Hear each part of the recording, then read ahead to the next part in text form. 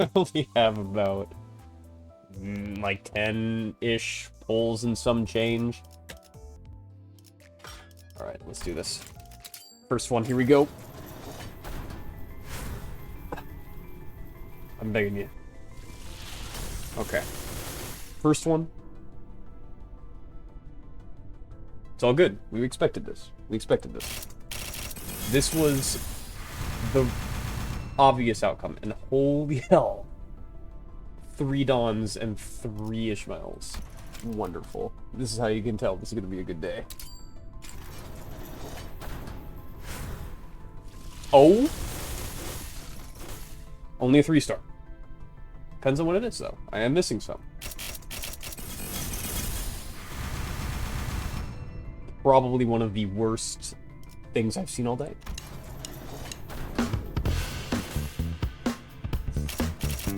Oh, no. Uh-oh.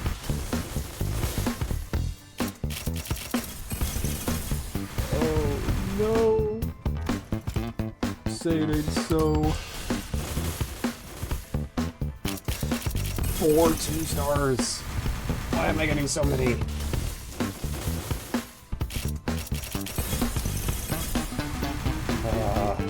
Damn it. Okay. I refuse. I refuse to spend money. I'm only using the battle pass. Okay. I think we're about halfway through. This is really not looking good.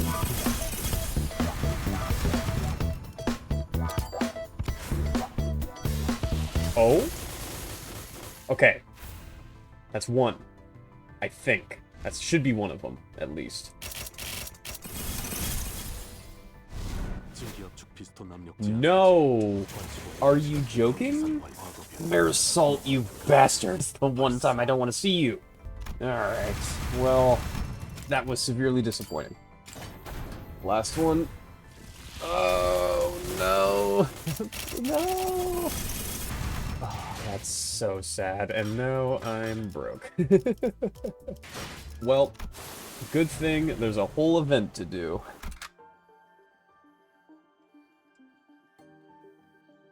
Aha! I was exploring a lobotomy corporation branch when my consciousness sinks into the depths. The sense of cognition, itself a concept without form, floats into the shadow of an ever-winding river, swept up in its currents to nowhere. When we ran into an abnormality. But Saud told us that Hong Yon's lobotomy corp branch should be free of any abnormalities. The abnormality, which had appeared out of nowhere, was more otherworldly than we'd ever encountered so far in our journey. And deep blue. It was fathomlessly blue, and seemed to have a pull that endlessly drew us into itself. Blue Star? Knock it off, please. A myriad of sceneries and a flood of inaccurable thoughts crash into my mind like wild waves before ebbing away from its shores. I was already lost and adrift somewhere within my own consciousness when I realized this. Just how long am I going to be adrift? The sensation of my own consciousness floating away is quite the unfamiliar one. I floated about in that strange state for a while. An unfamiliar voice seizes my aimlessly drifting consciousness. Are you Dante? The fog of my vision clears as the voice breaks through the waves, and a concerned expression comes into view. Yes, I am. Ah, what a relief. Well, okay, so they know Gregor. I think Dante has come too. So who are... I was about to ask further questions to the stranger with particularly long animal-like ears. Met a goddamn Umumusame.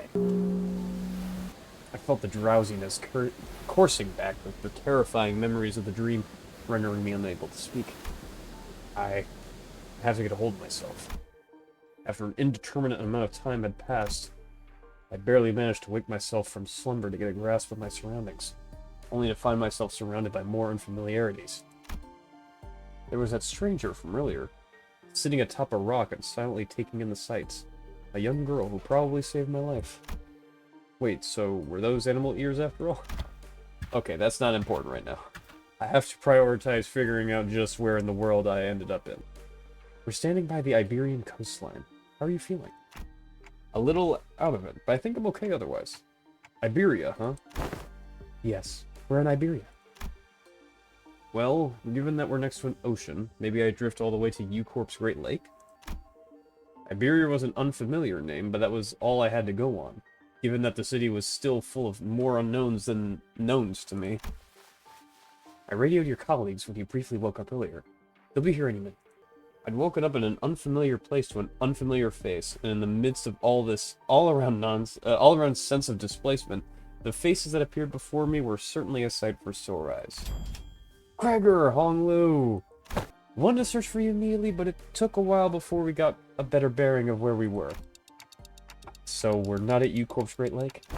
Some of us considered that to be a distinct possibility, but it's unlikely. Ishmael was really certain that we're not in District 20. Speaking of which, who are you? Oh, really? You fellas haven't introduced yourselves to each other yet? It's just that it's all just a lot to take in. This is understandable. You did just wake up from a pretty harrowing experience. He is, Actually, would you like to do the honors yourself? Oh, no. I don't want to butcher this name. I need to look it up. I'm just gonna do Amiya. I'm Amiya, leader of Rhodes Island. Please just call me Amiya. I'm Dante, manager of Limbus Company. I know I'm late, but thanks for saving my bacon. Dante with the corniest lines. So, what you're saying is that we're not in the city anymore? It'd be weird for any higher-ups at this huge corporations to know less about the head than we do, let alone be completely clueless about it. Well, maybe we've tumbled into a previously undiscovered zone of the outskirts or ruins? Probably.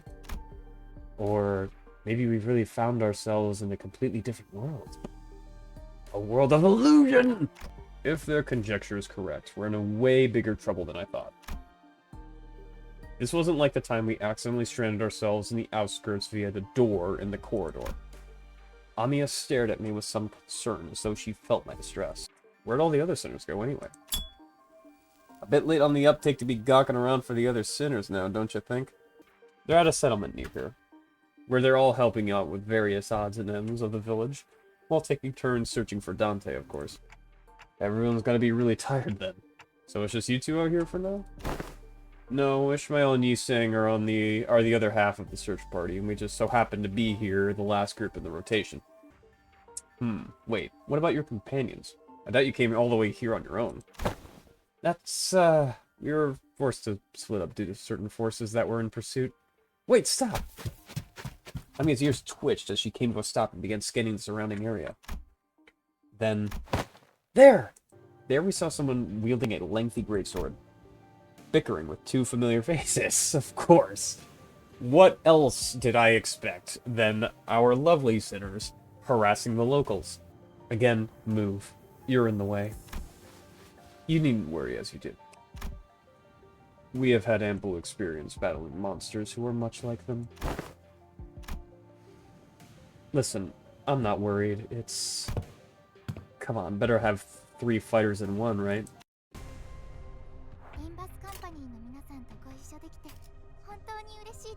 Hi! What did you do to my fucking Ricardo and Virgilius? Alright, fine, I guess you'll have to do for now. Oh, yeah. I had a feeling Pierce was gonna be the good call. Ooh, hold up. Hold up, I gotta turn up this music. Oh?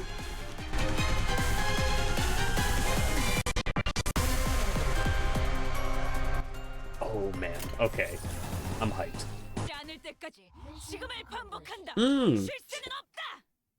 Okay. So they bring in the UI from Arknights, that's cool. I heard a brief hum. When I turned to look at its source, I saw Scotty glaring at me with a palpable alarm. Strange people who transform. And the head of a clock? Nice to meet you, I guess? I only hear a ticking clock. Oh, that's because only us sinners can hear Dante's voice. Huh? What's up? No, I'm just wondering how Miss Amia can seemingly understand Dante. Yeah, what's going on here? Yeah, it's completely flew over my head. I didn't even question how weird this is. Their voice sounds like a ticking clock to me too, but I don't know, it's almost like I can sense what they're trying to say. What kind of emotion they're trying to convey. Her explanation reminded me of the blue boy in Sinclair. You know his name. You know his name. So are we heading back? Sounds like a plan. It's not like we know anywhere else to go, right? Oh, and Miss Rabbit here will be tagging along too. The journey is long. Perhaps embarking on it ere the sun's fall would be wise. How long's the journey? No idea. It's not like we have a clock with us. I don't know that it's not very far, though. We just need to walk along the coastline for a bit. Yeah, I saw the irony in that too, Scatty. Scotty quietly points in my direction. Oh, Dante can't tell us the time because they're not on time. Then why the clock head? I didn't exactly choose to get myself a clock-shaped head. Scotty's concern only served to fan my curiosity, but something about her expression communicated that I probably shouldn't pry, so I quietly quickened my pace as we walked to the village. This is actually kind of wanting me to do Arknights. I mean, I know if I do, I'll probably never see the light of day again. What? Oh, uh-oh. Okay. That is good to know. Thank you. This hardly looks like a village. It's more like the ruins of one, isn't it? It doesn't seem like they've done any proper upkeep to the place. Not in a while, at least. Everywhere I look in this village, I see evidence of long, silent abandonment. We don't see these kind of abandoned-looking ruins often in the city, either. Well, yeah, there's always someone or something out there waiting to capitalize on that free real estate. Be it a syndicate or a corporation, and fix it up. Better than this, at least. So where are the sinners? And that is when young Ishmael boomed her command most resonant. Say no more. I didn't even have to try to search for them. That unmistakable, sonorous, and familiar voice echoing triumphantly between the empty buildings. That's Don Quixote's voice, when she's sharing her adventurous tales. There she was, standing atop a low podium like an actor on stage, regaling a group of people in rags with tales of our adventures like a traveling thespian.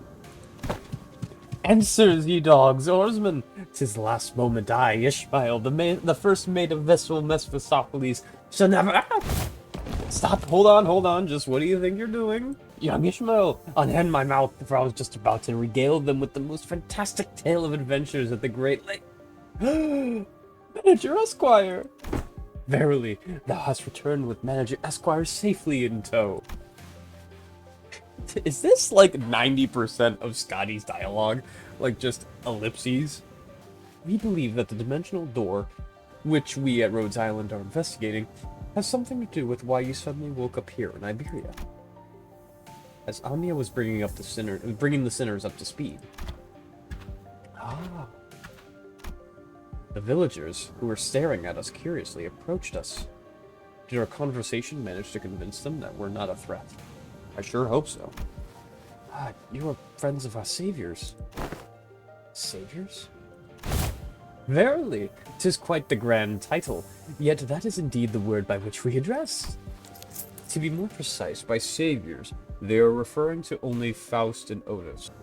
So I'm guessing something did happen. They were quite mistrustful upon our initial arrival.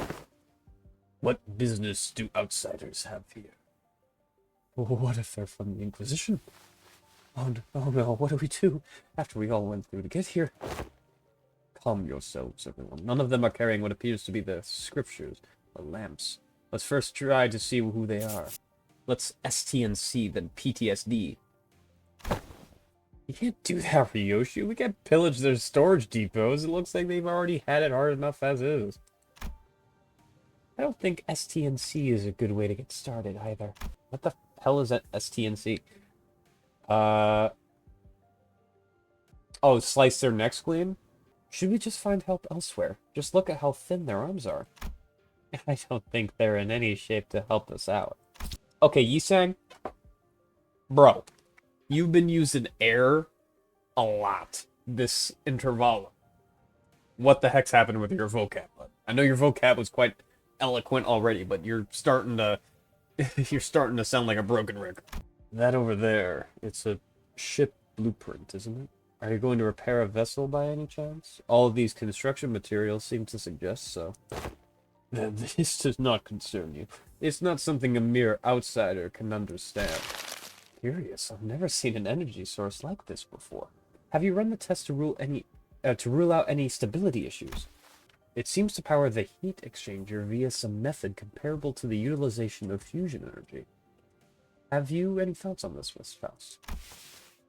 The general design structure is somewhat old-fashioned, but there certainly are inspired parts to this design, particularly with the usage of the core energy source. While its stability would need to be further studied, this technology seems to be incredibly energy efficient. In return for assisting in their ship repair, we were promised a ride on their vessel. Miss Faust has theorized that perhaps by going out to sea, we may be able to find a way to return to whence we came. Does that mean we can find a way back somewhere out there in the sea? What did he just say, Dante? What did he just say? Nothing is certain yet, Dante. At this moment, we are working based on a hunch. Faust smiles faintly as she looks around. Then she pulls me in by the hems of her skirt. Got it. Amiya conjectured that we probably came through a dimensional door of sorts. Looks like that dimensional door might be what Faust is looking for. With high likelihood, yes. At least there's a way back. I find myself calming down a little. As for food, we managed to fill ourselves with some cookies and bread Rhodia keeps in her pot. Ow! Okay. Rhodia stuffed 12 people's worth of cookies and bread in her pockets.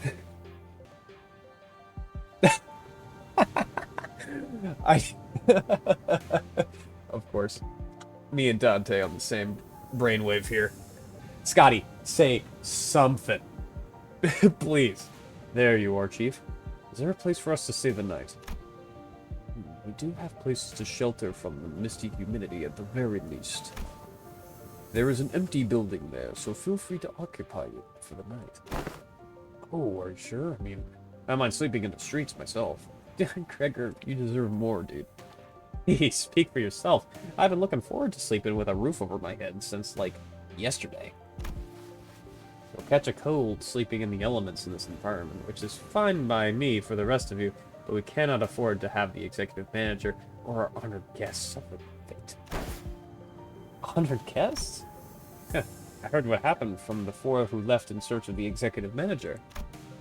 First, I would like to begin by imparting my infinite gratitude to you for finding and rescuing the executive manager. Hear that you are a leader at a pharmaceutical company.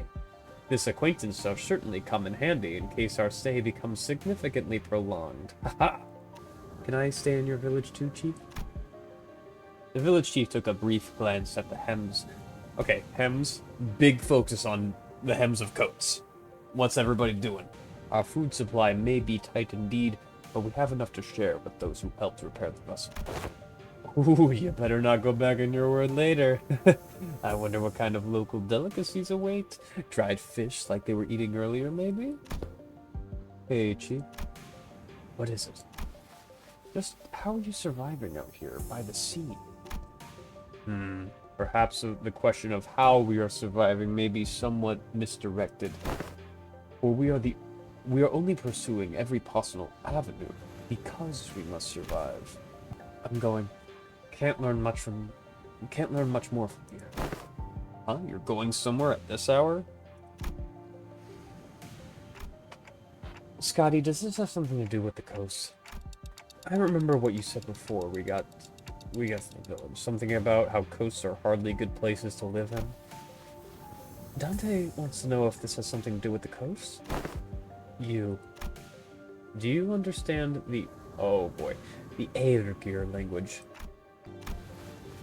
Should we head inside? The sun's starting to set already. Oh yeah, we probably should just pick an unlit building and stay the night there, right?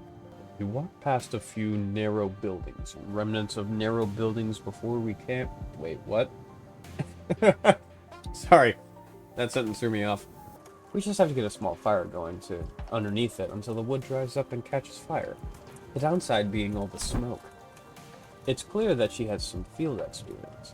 Unlike some fools I know.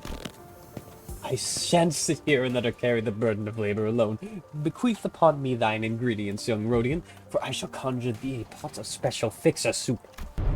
No, no, no, you are not getting anywhere near the kitchen again, not after what you cooked up last time.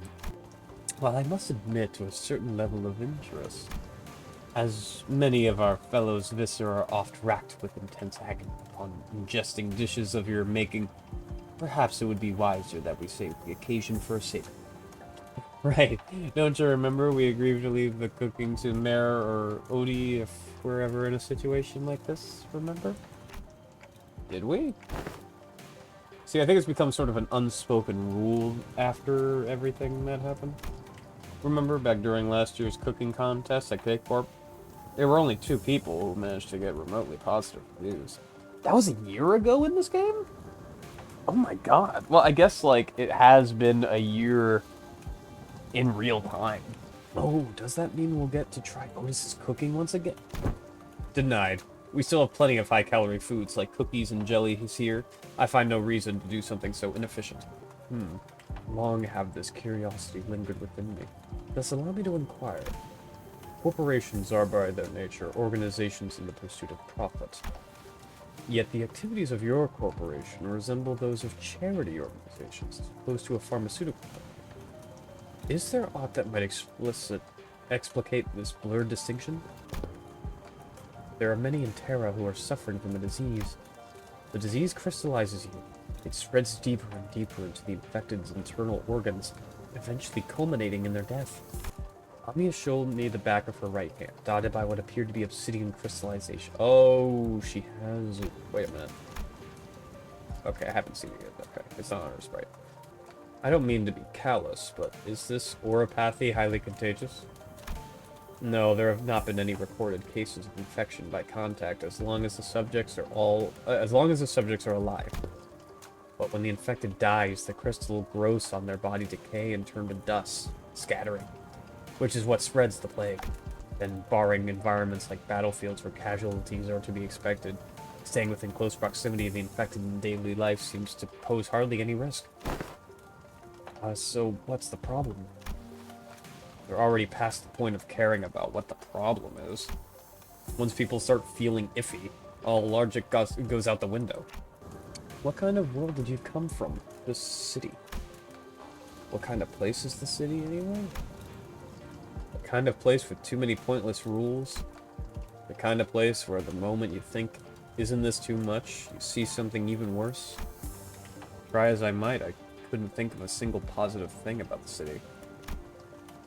Sinners seemed to be in agreement, as most of what came after was quite scathing. Yet worry thee not, for where evil riseth, so doth fixers of justice too. Don Quixote jumped from her seat and passionately shook her fist, which was followed by a heavy crack and the sound of small pebbles tumbling down. Don Quixote, watch out! Excuse me? Hi? And from behind the wall, she accidentally broke down. An unfamiliar visage of a villager appeared and stared back at Don Quixote. It appeared that she was eating something out of a can while reading a book. Do you live here? How farest thou? Farest thy foot? You gotta apologize first. Apologies, for I hardly expected the wall to crumble with such ease. Art thou unhurt? Any injuries? To pray tell to what? Forget the apology. I just want to know what happens next. The fixers of justice rose up to do what? Oh! Hast thou come to hear me oh my god, I cannot do this! Hast thou come to me to hear the tale of fixers? You ungovernable fool, calm down. We don't even know who she is.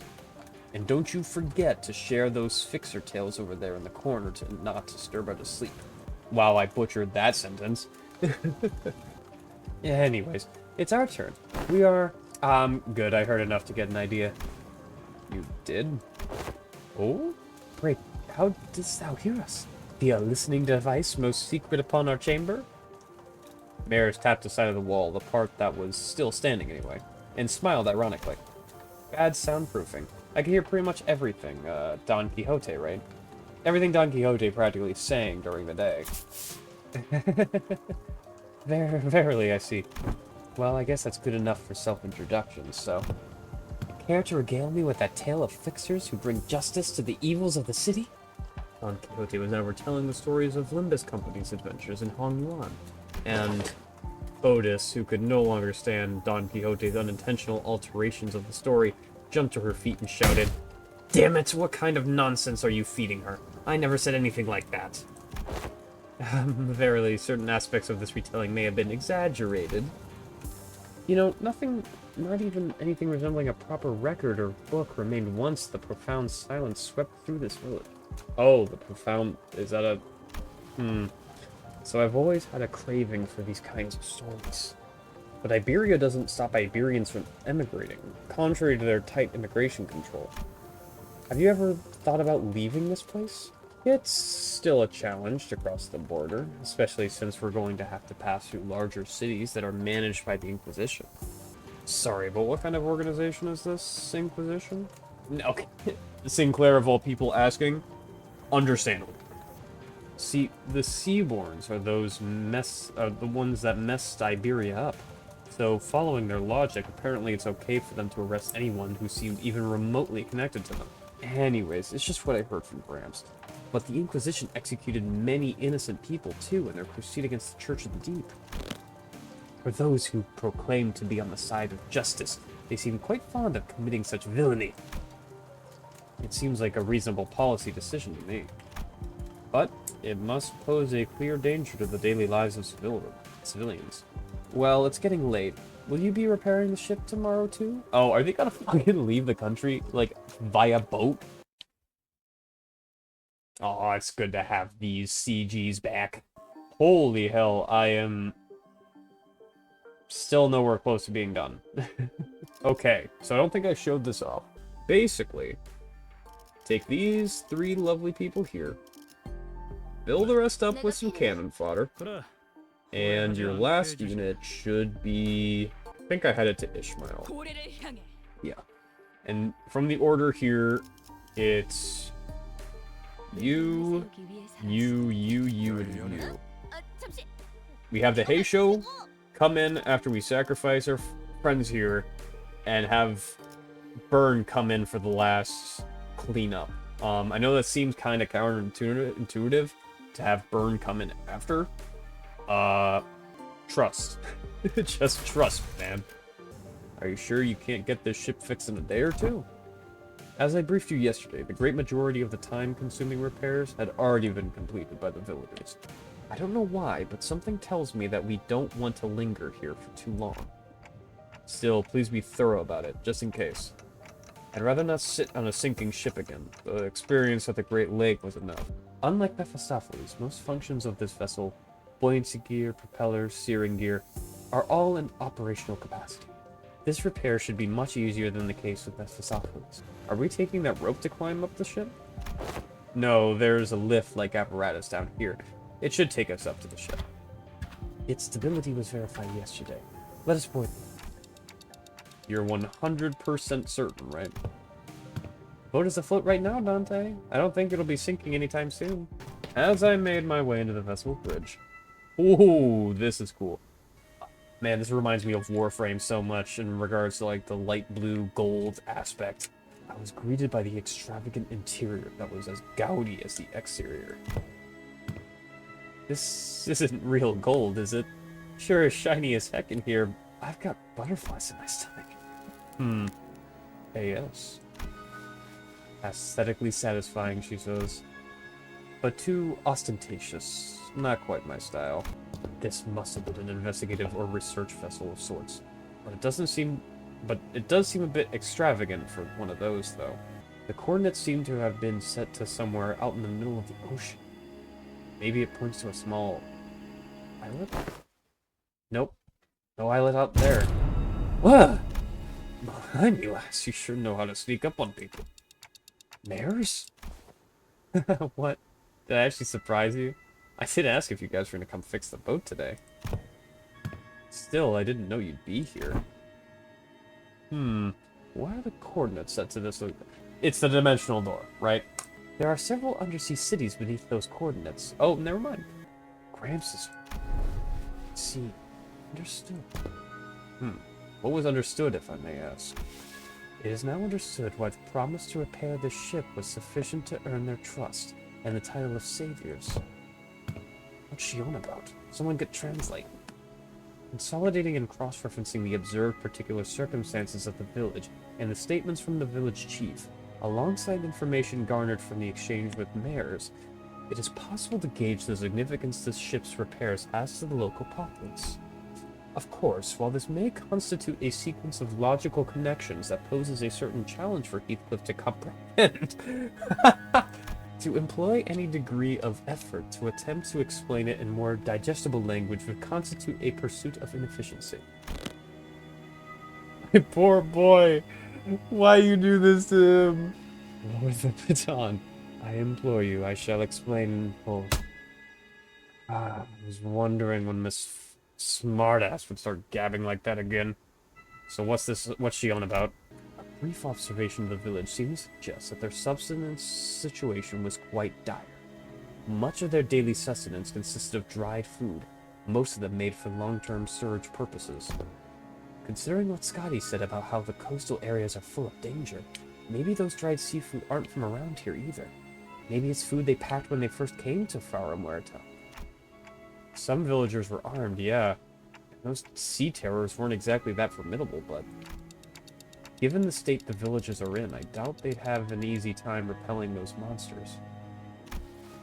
Indeed. And that brings us to the question of sustenance. Right, I get what's going on here. The lass and her granddad are about to visit their hometown. They're trying to get some food supplies from there to feed the villagers. And to convince them they're planning to use the fact they're from the same neck of the woods, or sea, I guess. Oh, so we're not just repairing their ship, we're repairing their food supply plan too. Thinking back, Heathcliff's intuition always been excellent, and he'd often put together surprisingly accurate conclusions with impressive speed. You know, when you really think about it, it's kind of your fault for, I've been too soft on you lately, haven't I? Boy, get back here. Now with those fools out of the conversation, was he correct? Otis looks away from the usual chaos and asks Mayors. Honestly, I'm surprised. He was on point. Yeah, food's been running low in the village. At this rate, we won't last another year, but the air gear will. I'm sure they'll welcome us with open arms. Iberia suspects and hates the air gear for no other reason than that we're from the sea. But our home cannot have fallen so low as to abandon a group of starving landdwellers. Maybe there's something like... Wait, okay, welcome back, I guess. Did Heathcliff shove you into a closet, beat the hell up, and you come back? Multiple life forms identified ahead, assumed to be a sea terror horde. The ship's radar system seems to suggest that the vessel is surrounded. They're the same monsters from yesterday. Executive Manager, please order us to prepare for battle. Damn it. Are they the sea terrors you encountered? They look a bit different, but yeah, probably. There's a lot of them, but if our last experience tells us anything, we should be able to handle this. Let's rumble. Alright, so, here is the plan. You two defend, you three defend. You guys mess some people up.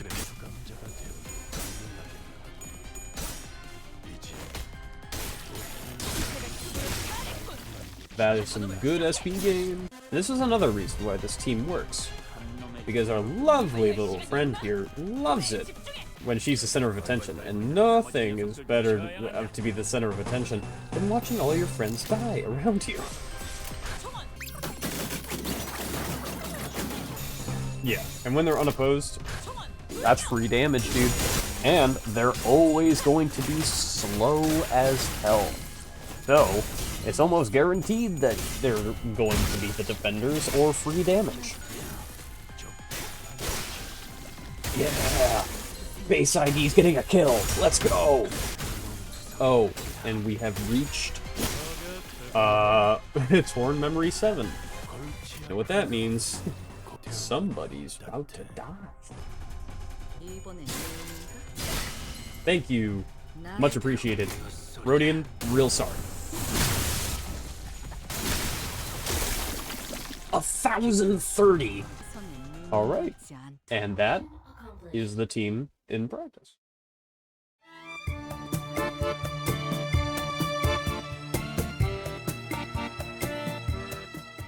Let's fucking go! We've been blessed by Project Moon. And we've been given more free goodies to extract on the Arknights spanner. Oh man, I only have 10. Okay. We should have 20 pulls with this. Oh boy. Not off to a great start. Alright, come on, please. I beg you. No! Oh, it's so sad. Okay. Well, back to the drawing board, I guess. Guess I gotta actually play the game. Oh no. Okay. Let's see what we got here. So...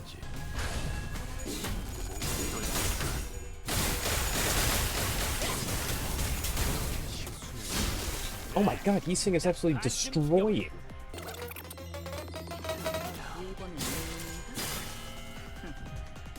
Oh, sorry, Mersault. Not bad. We could do better, though. We could do better with the damage. God, and these are their basic skills, and they're reaching, like, 14s and stuff. This is... power creep is real, ladies and gentlemen. Uh-oh. Rodian, what happened? I didn't read this. A 30 sec becomes staggered, then take fixed damage equal to 25% of this unit's max HP and remove the effect. Fantastic. 1 damage. Let's go! Alright. That was a bit anticlimactic at the end there. But hey, I'll take it. Sea terrors that had surrounded the ship returned to sea even before the battle came to an end. And their retreat felt too orderly and deliberate to be just running away. It's almost like they're making a tactical retreat. We're doing peachy, but what about the ship? How is the ship okay? Minor damages to the hull, but nothing that will impede the ship's operational capabilities. Why does the Church of the Deep worship monsters like them? That ain't much of a question, isn't it? They must have gone all mental. I find them pretty uncomfortable. They just remind me of whales. Then can they adapt to learn a new language to communicate with us? What? Going by everything we heard, I think they sound really smart. I love Honglu's very direct way of communication. Mare's eyes went round at Honglu's suggestion. She brought her hands to her mouth, surprised. It sure was something. If non-humans speak the language of humans, regardless of its testament to their intelligence, I can only think of 2 possibilities as to why they would. 1, to communicate with humans. The other, to deceive humans. What about distortions? Some of them already know how to speak. Distortions are a phenomena in which humans transform into monstrous forms, first observed after the White Nights and Dark Days incident. A pillar of light in the city. Did it really... How have you come across this knowledge, Miss Mares? Oh, that... was it Don Quixote? Don Quixote, did you blab? Ain't it obvious? We got the culprit right here. This storyteller lass has been gabbing on with no end. Yeah, she's been talking non-stop all morning about all kinds of stories, hasn't she? Oh?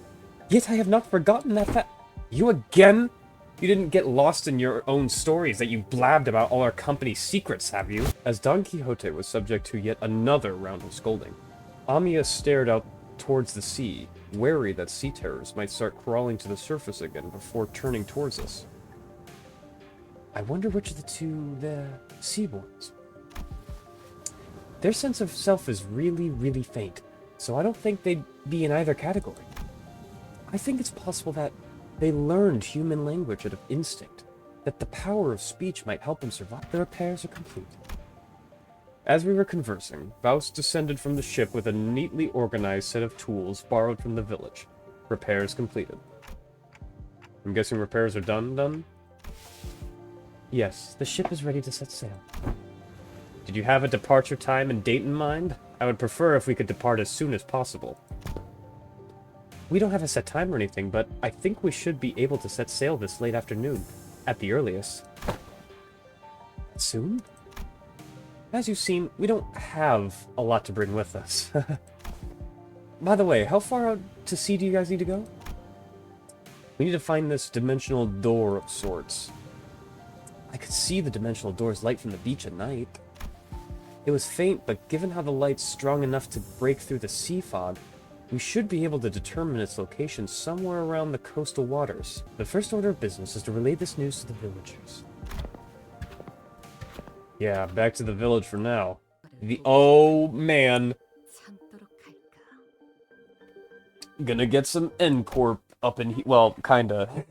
Diet N-Corp, we could say. I don't know, like, how the Inquisitors deliver justice to those who worship the Seaborn. I think we've been found. Oh. That is certainly a design. It's immaculate as hell. Like, all Arknight characters I've seen so far just have these super detailed designs. I mean, there's a lot going on, but I'm not opposed to it. The Inquisitor, dressed in a well-kept uniform, was about the same height as Don Quixote. The sword and the lamp, hanging from her waist, sits in stark contrast with the more run-down, ramshackle village. So, the Inquisition has discovered our village. Did you really think that you could forever stay out of the Inquisition's gaze, citizen? That's a naive dream. Fabius disappeared from the Inquisition mid-interrogation under charges of suspicion of membership within the Church of the Deep. Last known location, Salt Flat. The other Inquisitors have informed me that you have been identified next to pirates in its fringes. From a criminal to an outlaw. What a dramatic evolution of your career. But it ends here, now. Every citizen here, including you, will be accompanying me to the Inquisition. They have never broken a single law, nor are they outlaws of any kind. They are not like me. You can't just start arresting people left and right with a tenuous suspicion like that. You shouldn't. We only wish to live a quiet life, ma'am. Is that so? Then you might find yourself returning to this village one day as long as you're telling the truth. Which is not an option for you, Fabius. Maris, was Chief really a pirate? Well, yeah, but as far as I know, he's been out of the game for a while. Even if you're telling the truth, Maris, I doubt the Inquisition will be lenient. Well, what now? I have but one question to ask. That Inquisitor, is she following the proper legal procedures? I don't know much about the laws of Iberia, but Dr. Calcit told us that the words of Inquisitors were pretty much the law here. It is likely that she's following the proper legal procedures. The procedures are precisely what the villagers have fled from, after all. Executive Manager, we must best immediately return to the ship, take command of it, and sail out on our own. It is unwise to involve ourselves in this conflict. What? Are you seriously suggesting that we just let them arrest the villagers? Didn't you hear what the Inquisitor said? It seems quite cut and dry to me. If this is just standard procedure with no local laws broken, we are in no place to involve ourselves. Our best hope is to take the ship before they impound that too. I will try my best to figure out how to sail that ship. If I cannot, then I have faith in Ishmael to quickly relearn its controls. I can't say you're wrong, but I don't know. Neither you nor I know anything about the ocean's currents here, Otis. We can get the ship going, but I can't guarantee that we'll reach the dimensional door without any trouble. Do you know anything about the sea currents in this region? Not much, but I know the coastal sea somewhat. And you can't fight the Inquisitors directly here in Iberia. Fleeing with the ship might be the better option. I think we should at least try to hear them out first. Them being the Inquisitor and the Chief both. If the discussion goes well, we might be even able to get the Inquisition support. I doubt that. I don't think the Inquisitors are going to be very agreeable. kinda had a bit of an agreement, discourse with N-Corp when they tried to offer, Dante's head as an exchange. R. Rabbit's right, she says. Are you certain that translation was accurate, Sinclair? Right? There's no Ryoshu would choose anything other than violence, right? Idiots. Because the other options are pointless. Inquisitors seen us. We're already under suspicion. He will doubtlessly try to stop us if we flee now. So talk first, lower her guard, then attack. Well, if she's already onto us, then we shouldn't give her any excuse to attack us by running away. I was wondering what you were doing there, lurking in the background. A clock-shaped head? Are you from the Colombian Union? They're wearing a clock for a head due to reasons, but they have nothing to do with the Colombian Union. What's the Colombian Union? Tick-tock... What? Which language are they speaking? Regardless of whether you're from Colombia or not, you're clearly not from Iberia, let alone this village. You're not wrong, but I think there's been a bit of a misunderstanding. I'm quite certain you don't know enough about these villagers to stand between them and an Inquisitor. How long have you been staying here? 2 days? Buddy, don't just tell her that. 2 days? Alright, enough of the chicanery. Get out of my way, outsider. Please, lend us your ear for a minute, Inquisitor. I am Amia, leader of Rhodes Island. Yes, I'm aware of Iberia's closed border situation. I felt hope swelling within me as Amia began with confidence. Unlike Sinclair, alas, it was short-lived. Thanks to the Inquisitor's quick retort, I couldn't help but place my palm against my forehead at the exchange that was formed. Oh, so not only are we dealing with outsiders of dubious origin, we have illegal entry as well. We had to, because the issue demands urgency, and I've been briefed. Brazenly crossed the border, didn't you? I don't know how urgent that issue could be, but I doubt it's anything more significant than the situation at hand for Iberia and its Inquisition. The High Inquisitor is handling the Rhodes Island issue. Stay put and await the consequences, while he and that chatty med doctor of yours talk it out. Do know that your treatment may depend on her negotiation skills. This isn't going anywhere, is it? Listen, they've been surviving for years upon years by the coast without the protection of the Inquisition, and that simply cannot make sense. Oi, I think I've heard enough from you. Ain't it funny how you're blaming them for what is essentially a failure of your own responsibilities? And now you roll up in here only to go, they shouldn't be alive. I'm arresting them all. What are you saying, these people should all be dead or something? I am. There's no other way to cut it. People shouldn't simply be able to survive in a place like this. Not for this long. Less if you ever so much as touch the tip of a single villager's hair. But Hong Lu stepped in between them. Get your bloody hands off me. I've had enough of it. Continuing to threaten her will cause something irrevocably bad to happen. I believe you know that yourself, Heathcliff. What do you suggest then? We're clearly not making any progress by trying to talk this out. Excuse me, Miss Inquisitor? What do you mean that people shouldn't be able to survive in a place like this? I mean it literally. Even by some miracle that they actually do survive, they should at least be suffering from endless hunger, struggling to their wits' end at the inevitability of the calamity. But they look too healthy. I'm not some crazy person on a power high who goes around accosting and arresting civilians of Iberia straight to the gallows, okay? I have more than enough probable cause to take them in for interrogation. It's just that I don't have the time or the energy to explain every single one of them to you outsiders. I promise them a fair judgment, whichever way that may be, after a proper investigation. So stop it with this obstruction of justice, Dante. Without the full picture of the circumstances, Faust advises against further antagonization of a local political authority. I agree with Faust.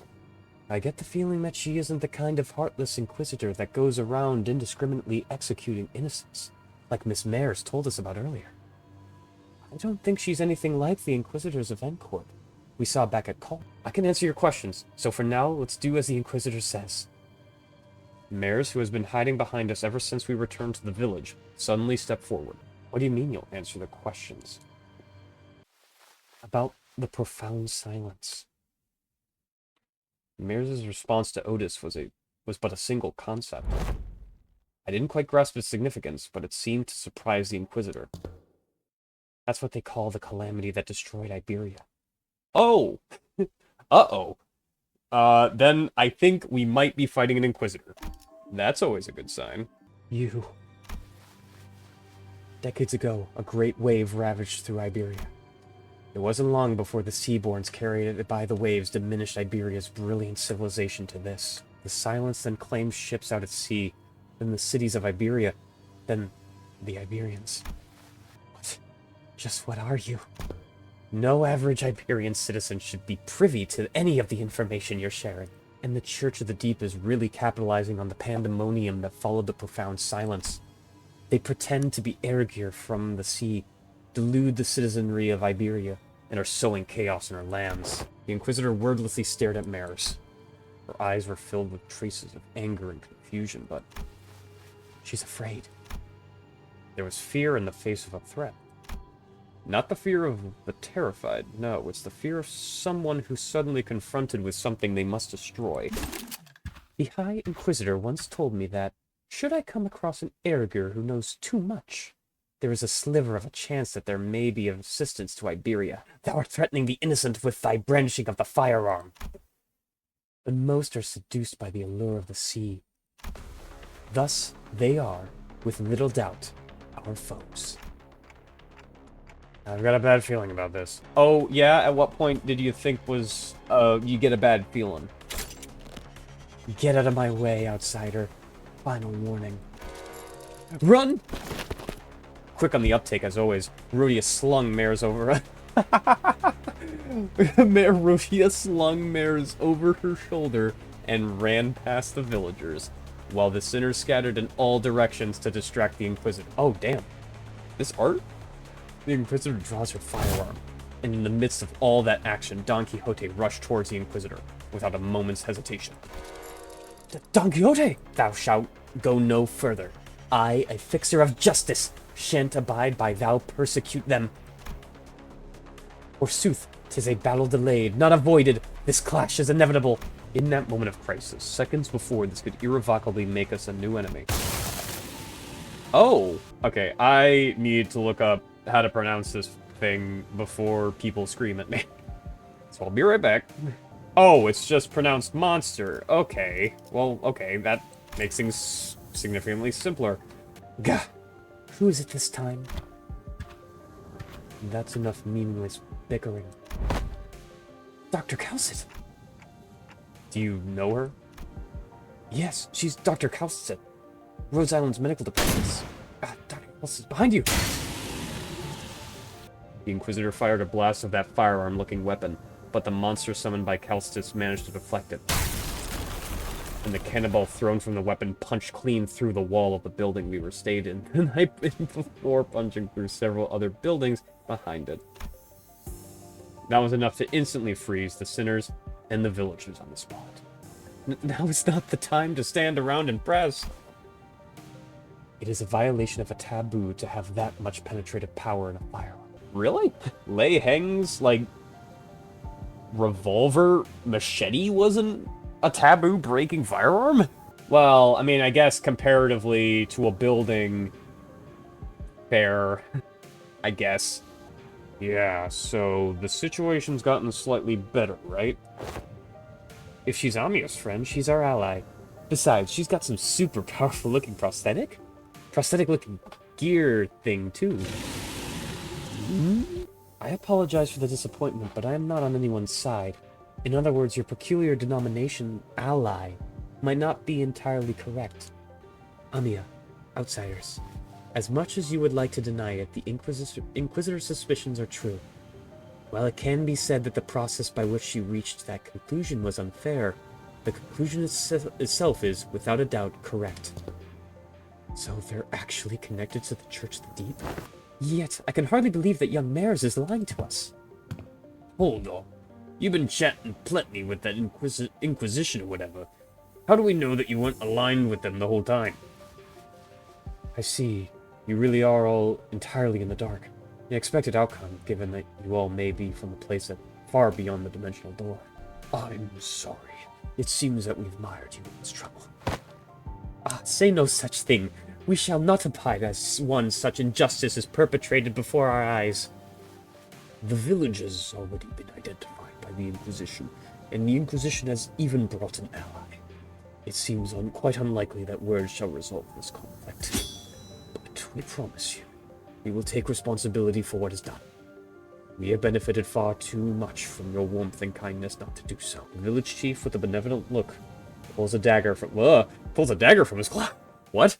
And immediately knew what Kelsit was about to say. Take responsibility?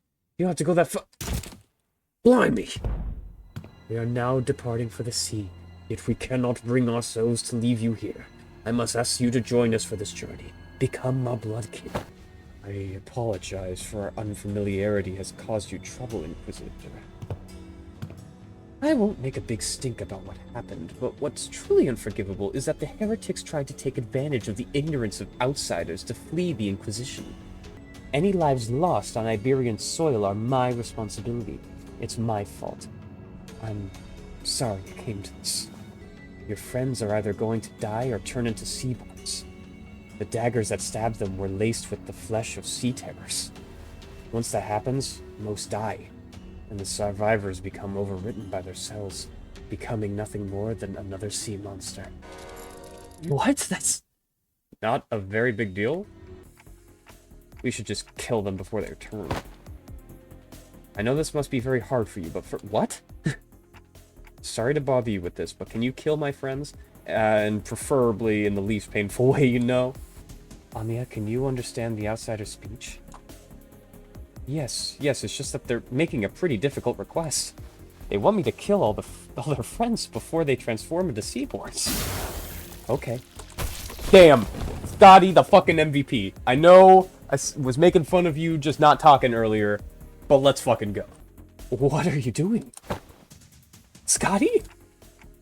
Don't let this spook you. This is just how we roll. The clock turns. The decapitated heads creep towards the headless torsos, connecting with the threads of blood. I've just noticed, Dante is... Unless if this is going to be the next line, in which case I'm going to be accused of pre-watching, of course. But yeah, he's been describing the pain significantly less and less. I mean, last chapter, Honglu got split in half vertically, and now he's just reviving sinners from being decapitated on the regular. The sensation is that of reversal. It feels as though the sinners and I are severed from the rest of the world, rewinding in isolation. Well, okay, so I guess it's more of an emotional feeling now, more or less of pain. So I guess he's gotten used to it after a year or two of doing it. This pain is multifold worse than the sensation of a straightforward decapitation. The pain is in the heart. As the current of death reverses, I sense a deep, crushing isolation. Oh, so maybe there's more to the Seaborn, and he felt some of the effects of it. Their wounds are disappearing. Resurrection,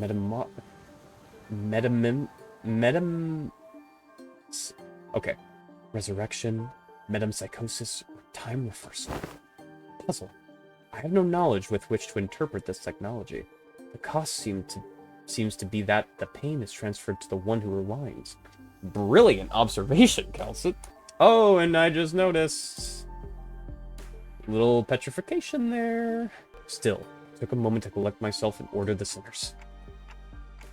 I don't know just what they were thinking, but God, I want this as my wallpaper. Holy hell. You dare deceive the executive manager and try to take their life? Prepare thyself, for thou shalt now pay the price of making a mockery of justice. Yeah, we can't just let this slide, you know. Damn, the sinners are acting like actual psychopaths now. I would be fucking terrified of them. How unfortunate. I had high hopes that all of you would become fine bloodkins. Okay. Took me by surprise. Not fighting the Inquisitor. How do we want to do this? Oh, perfect. Thank you. Offset that.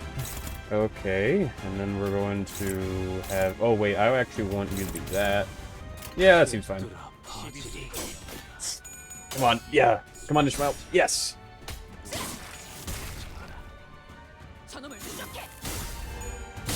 Free poise. Don't mind if I do. Oh, are they still using those knives that are laced? Am I gonna have to rewind after this battle and feel that and feel depression again? Oh, come on. Come on, Hung Lu. No, come on, Yi Sang. You can do better than that. Whoa. Whoa. Oh my god. Clash of the century. Literally between the captain and... Wait a minute. Wait. Whoa. I need to check something. Oh my god. This might be huge. Oh my god. Oh, really? Damn. That would have been so cool. Yeah, like this. This is what I was talking about, but I didn't think, like, lake entity. Oh, man. Alright. That would have been so... That would have been such a cool Easter egg if it was. I mean, it wouldn't make sense, obviously, but still, it would be cool. This is fine, actually. This is very much preferable. That isn't, but... Okay, so we need to find... an alternative here. Oh, that's gonna ruin him. Oh, and that's gonna kill him. Priority... Oh, thank you. Yeah, thank you for letting us know. Is that an Arcanite feature, I wonder? I never noticed that. Alright. This is not good. Oh my god. Ladies and gentlemen, did he just do it? Did he figure out a way to keep Rodion alive, but kill Heathcliff so we can get his passive? I think he did. Okay.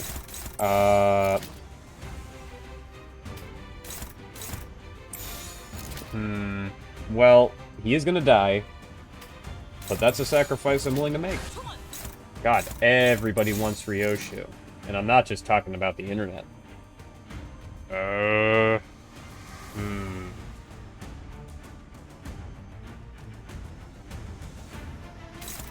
Okay, what are you weak to? Blunt. So... You're mainly dealing with slash attacks, which aren't all that bad, and they're the weakest of the bunch. I'm sorry, what's that move? Or what's that do? Max stack 5, gain 1 stack at turn start, gain 1 event. Oh, so we don't want that. That's a special move. Okay.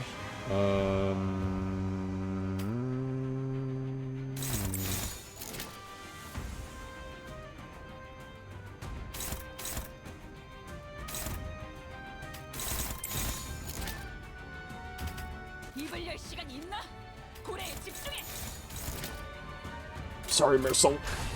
Gonna have to take one for the team. But then again, that's kind of the point of you being on the team. Yeah, I see Rodion's dilemma here. I don't think there's much I can really do for her. You're gonna get staggered, which isn't a huge deal. It's not the best situation, but it's definitely preferred.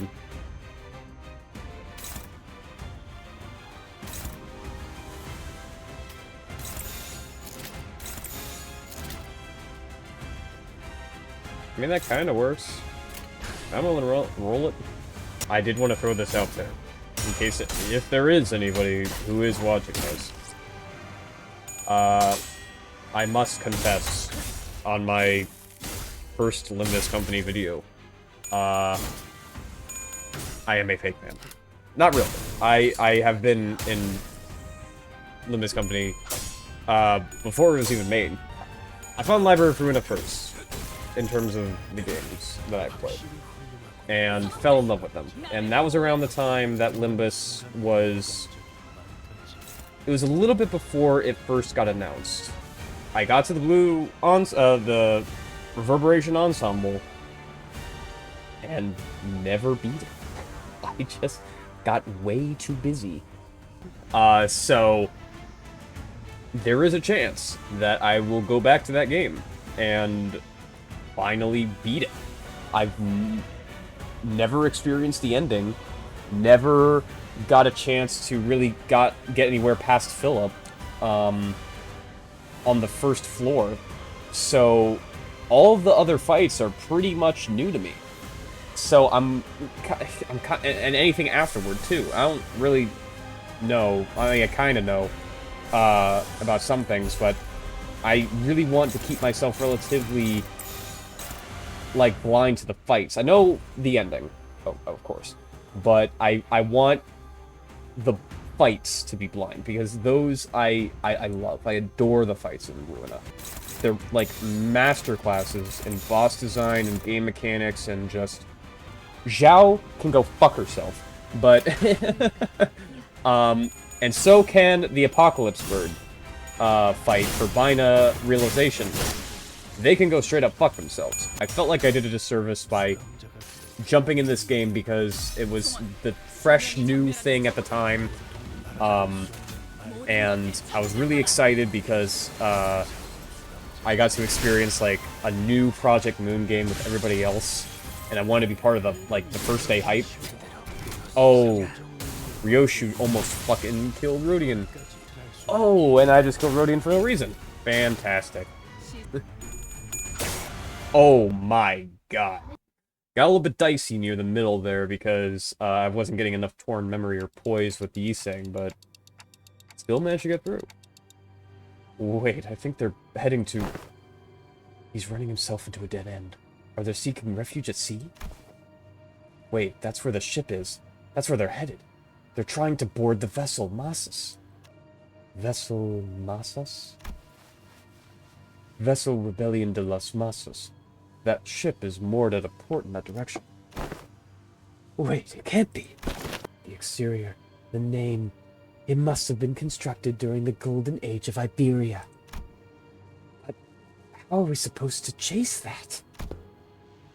What if we built a raft and rowed after them? Bit wishful thinking, Honglu. I love the optimism, but love it. Keep giving those creative ideas. Mate, come on. Sea's full of sea terrors. They won't get very far before it sinks. Do you see something, Hamiya? You keep looking in that direction. Oh. The vessel Masa soon disappeared into the mist, and the village was left empty with nary a sign of people ever having been there. As though this getaway had all been premeditated. They left fucking bears behind? They left her behind? Dude, I don't care how much of a asshole you are to us. That's your granddaughter. I mean, granted, she might have resisted, which frankly in her shoes I would, because if I saw that my grandpa was stabbing people, I'd probably question it. We can't find ourselves a ship to go after them, yes. But most eyes of Iberia, the lighthouses, were lost during the profound silence. Oh, so they can't go to shore. Wait, when you say most, do you mean that there's some left? Just one. As far as I know, the one in Gran Faro, but... that lighthouse cannot be used at this moment. There's another. There's a lighthouse you can use. Finding the vessel Fabius commandeered will be of benefit to all. Limbus Company will gain an opportunity to return to the city via the dimensional door, while Rose Island will have the chance to study it at a closer proximity. And the Inquisition will gain possession of the vessel in which the technology from the Iberian Golden Age is contained. What?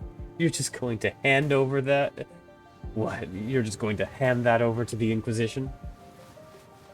Why should we covet what was once Iberia's? While there certainly are aspects to that vessel that draw interest, I already have a state-of-the-art masterpiece known as Mephistopheles. As long as that can be guaranteed, I see no reason to refuse. Amiya, what did the manager of Limbus Company say? They're asking if the lighthouse has been taken over by something. Not a bad intuition.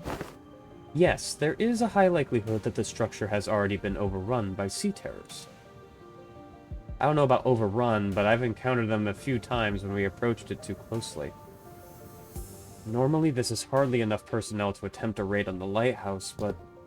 Answer me this. Are there any limitations to the revival? There are no restrictions as long as Dante, the manager, survives. However, do note that battle efficiency depreciates with prolonged battle due to mounting mental stress on the manager.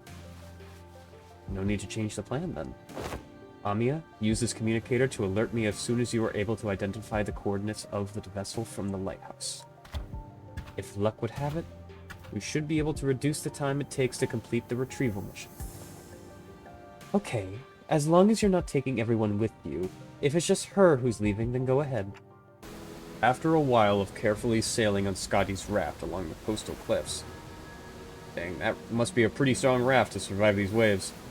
A gargantuan shrouded lighthouse emerged from the thick mist. It retains the grandeur of the era as it was built during its golden age.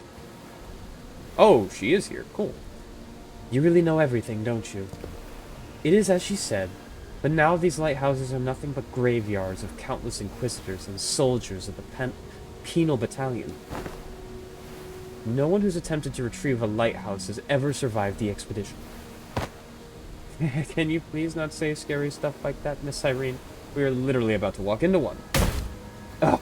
Don't you ever quit chirping? What are you, a foul beast? Stop yapping in my ear. Why is this one such a coward unlike the rest of you outsiders? I'm not a coward, I'm just voicing my... You did just say some pretty concerning stuff. I'll stay here and protect the ship. Are you sure you can handle this alone? I know you're strong, but maybe one or two more people should stay behind just in case. No, don't need them. Sea terrors will swarm the islet if I go with you anyway. So this has nothing to do with you. So what she's trying to say is that she's worried about you not having enough people to take on the lighthouse when she can handle this area alone. Which is why she's okay with staying behind alone. Thanks for explaining. Some people just can't help but hop through an extra loop like this. Well then, let's trust her. I don't think I can do anything to force it open myself, so...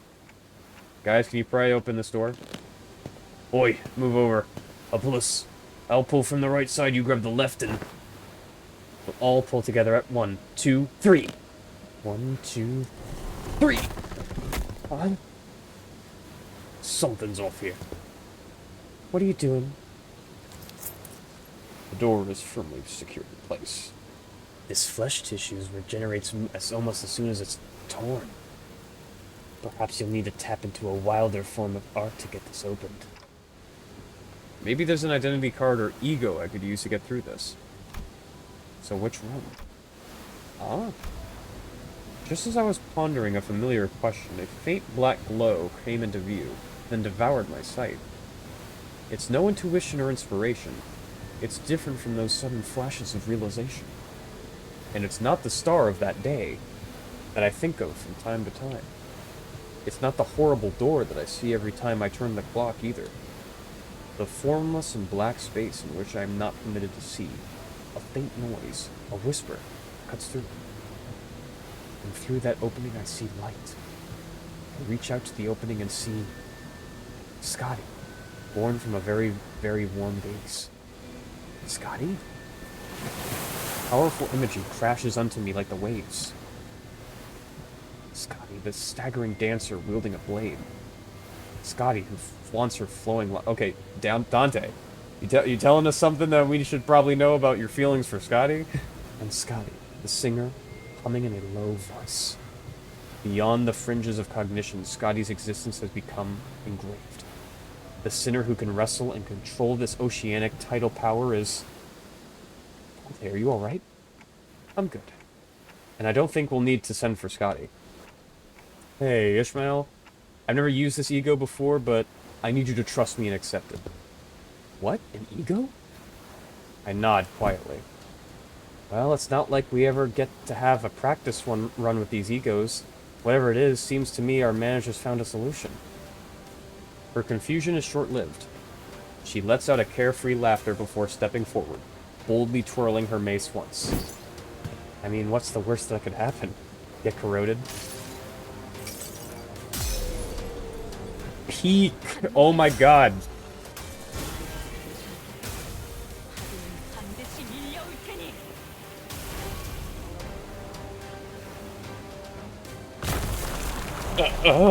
Cracks in the lighthouse are growing?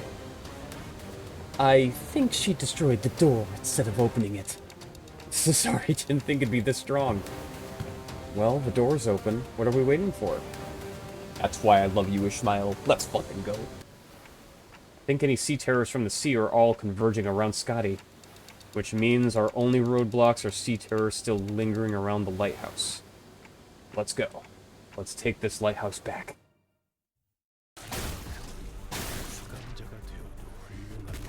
I'm sorry, who are you? Everyone else here, you seem the most out of place.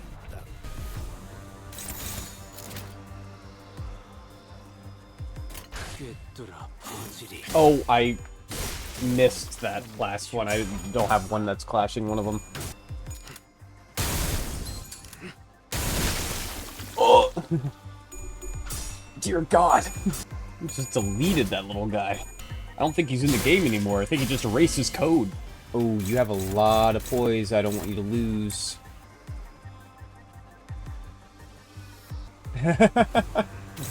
It's a good thing I didn't attack you yet. Nice. Alright. Well, I'm gonna leave that guy for last. Excuse me? What just happened? Did I slide that thing like a puck? Oh, was that the basin? Uh-oh. Now it's not going to be so friendly. Oh, yes. Yes! Yeah! Okay, Virgilius, this is the one time I have to disagree with you. That was awesome. I like these little shell sea runners. They're kind of cute. Punching Frenchmen never lets me down. Win rate always will. Okay, one more ticket. Very good. Nope. I don't even think there's a fake out here.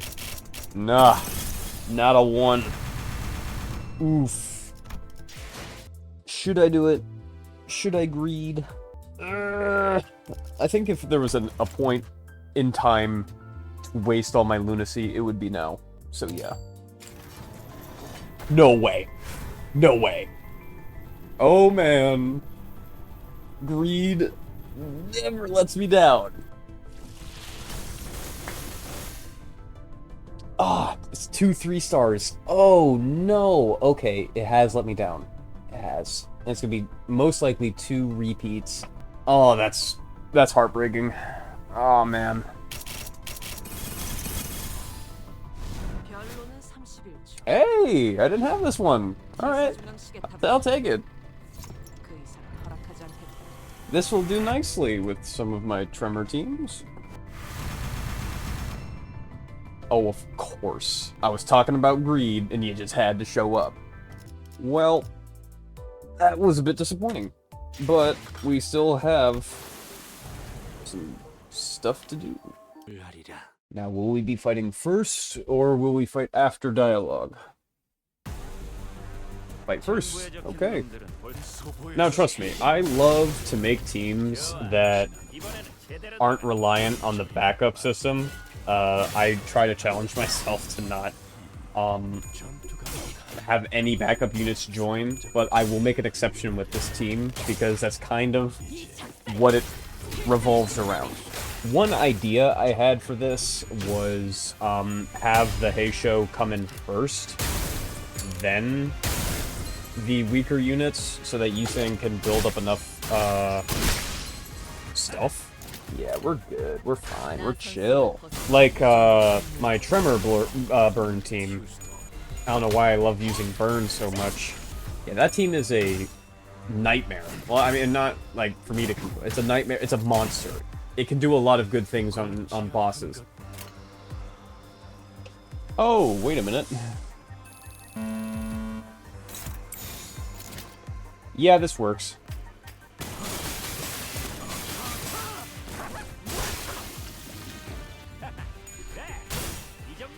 You said it, Ricardo. God, man, this is why I have Ricardo and Virgilius, both as my announcers. One is there for constructive criticism, and one there is just to be a bro. Ooh, let's see how this goes.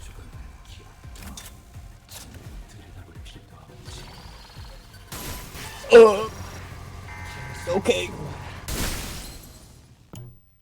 Yeah, I haven't played a whole lot of Limbus Company after I've made this team. I mean, I want to, like, experiment it a lot more with it. I feel like there's potential. I feel like this could turn into something spectacular.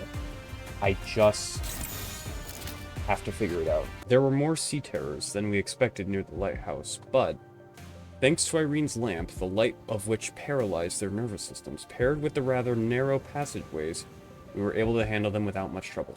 Also, as the control room was, unlike the exterior wall, mostly undamaged. I don't know, Chief. That looks a bit damaged to me. A big gaping hole. Faust shared the good news that the repairs most likely won't take very long. Yiseng was right. Fortunately, the inside is barely damaged. What are you talking about? A tremor shakes the building with a loud boom, and debris begins to fall from the ceiling. The lighthouse's precarious floor suddenly collapses from the shock. Ah, the floor's giving away! What's going on out there? Something rammed against the eye of Iberia. I see odd shattering through the ocean's surface, the sheer explosive force turning water into mist. And it is charging us once again. Oh? As Yiseng noted, I saw the shadow of a dark figure through the ruptured outer wall of the lighthouse, charging ferociously at the ruined structure. The figure looked a lot like one of those knights of the city's western region Don Quixote would talk at lengths about. Faust, stay here. The rest of us will descend the lighthouse and... The lighthouse is almost fully functional. It'll only take some finishing touches to have its light shine again, which I can handle, so I'll stay behind.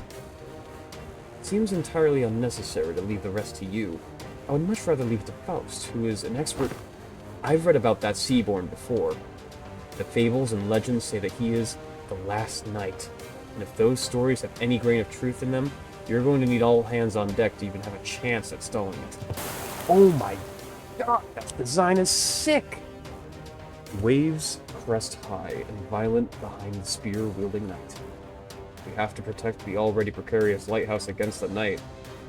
The knight begins to charge at us, his steed splitting the very sea, and I instinctively know that this isn't going to be easy. Oh, sneaky, sneaky, Project Moon. I knew why you wanted it out here and everybody wanted to go downstairs, because you didn't want to draw another set piece. One day, wheat grains he planted did not sprout. One day, he stopped feeling the scent of life between his breaths.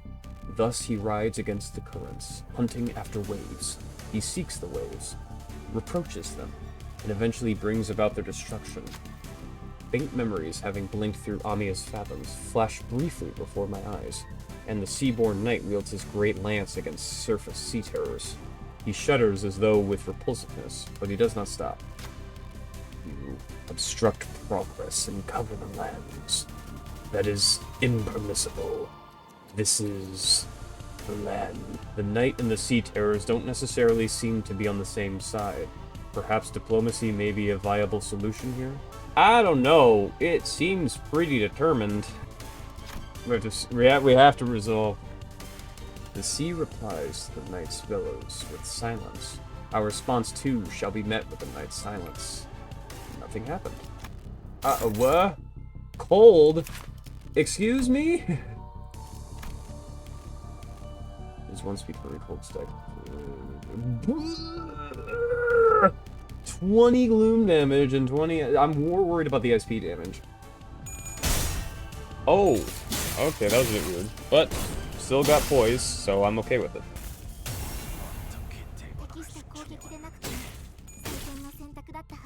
Aw, thanks, Amiya. It was a nice change of pace from Virgilius calling me a fucking idiot. Yeah, frankly... Hey, I could at least use it as an excuse to say I wanted to see the failure screen. But we both know that's not true.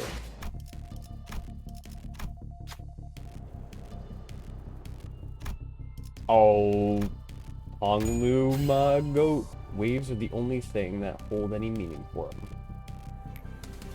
The last knight gains 3 offensive level down. Okay, that's actually fantastic. Hopefully that lasts a while. You have no idea how happy I am that this collab exists. Seeing Limbus Company become what it is today is Such a joy. Well, I mean, his SP is certainly nothing to sneeze at, but still. Yes! Oh, cold. Okay. Are we the waves or rocks in his eyes? The sea wets our hems. Again, with the hems! Giving us no time to answer the question. In that moment, Irene raises her lamp, showering the night with its light. Iberia's flame illuminates our path. Unlike the night, we're not alone. So, we did not have to endure the chilling loneliness by ourselves. Oh, let's go! I don't know if that really did anything, but hey, I'll take it.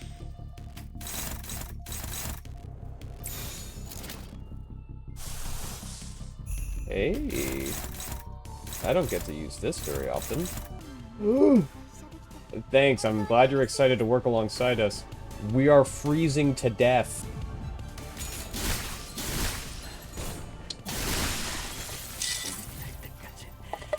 Oh no, I was mixing my drink.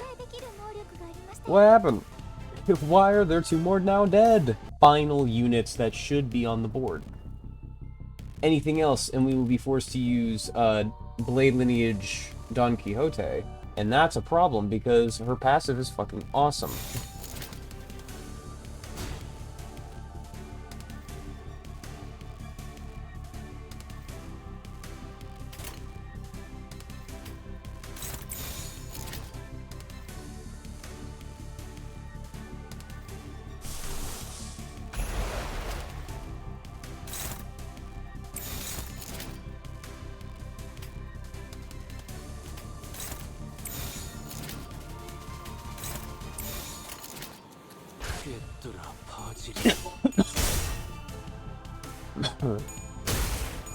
Prepare to burn.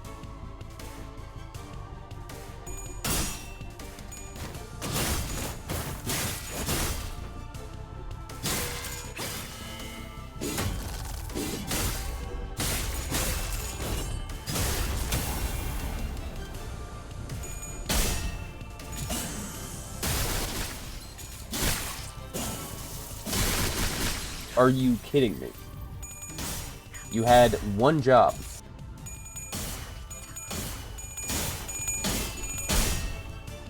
You had one job, and you couldn't even do that. Oh, well, that's the end of that. Okay. Let's try this out.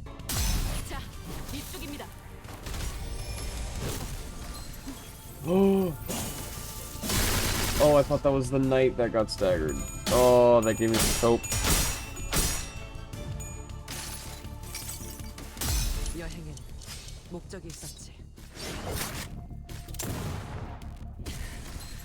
Bro.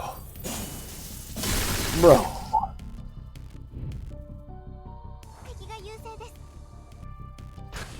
And everybody is staggered when he is staggered.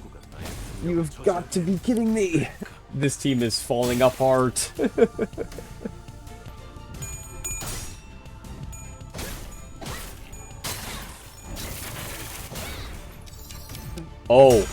Oh, here we go. Oh, this is going to have some ramifications.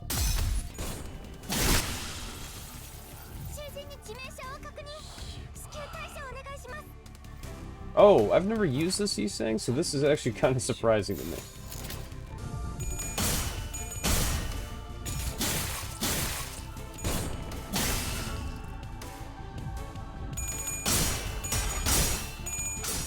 Let's go, E.G.O. I'm expecting big things. For when this finally activates. Last one. Nice. Okay. Not as much as I'd like, but, still good. I'm fairly certain either way he is going to die. Either by burn, from us stalling. I don't want to count my chickens before they hatch, though. I will do whatever it takes necessary in order to survive. Oh, hi, Rhodey. Uh-oh.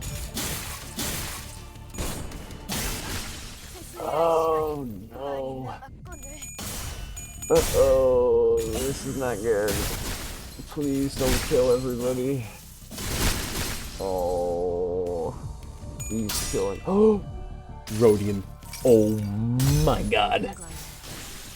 Alright, they did die, which is fine. But we're in the home stretch. If we can make it past this round, I think we can win. We just have to survive. Okay. And the others are going for Ryoshu. This is good. This is fine. Rodian will live. Rodian will live. Yiseng wins the clashes, hopefully. And at least Rodian will win. Ryoshu will die. And that's fine. We have enough burn to win. Oh, this might be a bit dicey. Uh-oh.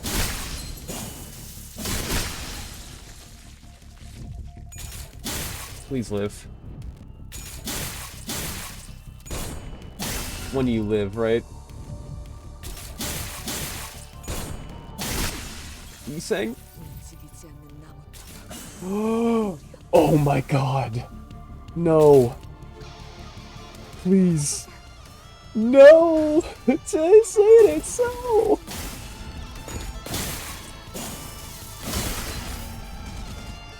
No! There's a face too! You've gotta be kidding me!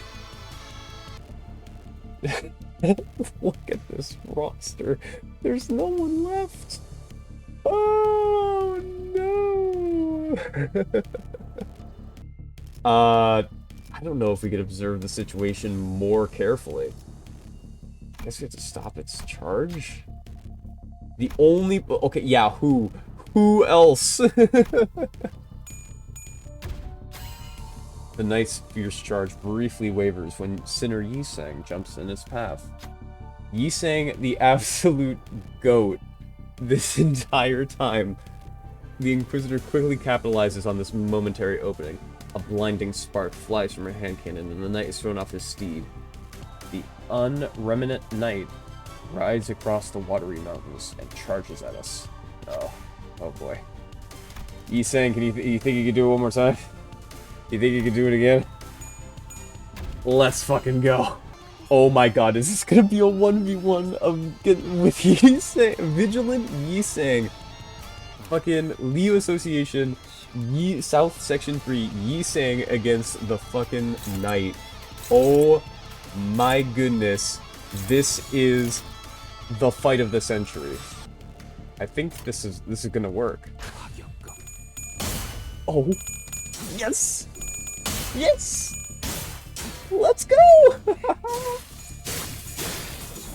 Yiseng, you better not die, man. You better not die. Or get staggered, please. Oh god. No, he has unbreakable coins! No! So heartbreaking. Oh my god, that would have been so good. Hold up a sec. I'll just stop. Okay. Negative 45. That's... I kind of like to see that. It's gonna be scary when he gets back to 0, but... what can you do? Alright, this is already looking significantly better. And we haven't even gotten the boy out yet. Oh, that burn. That burn!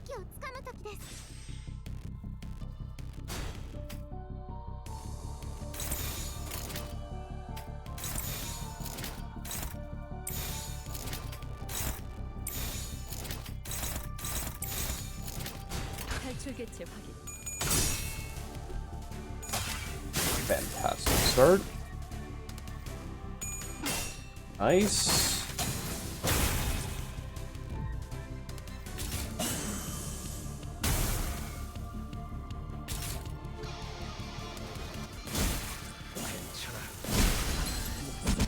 Ah, okay. Well, it's not as bad, but still, it sucks.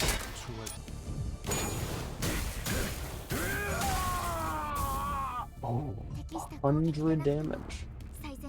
Oh, oh, oh man. Oh, Oh god. Okay.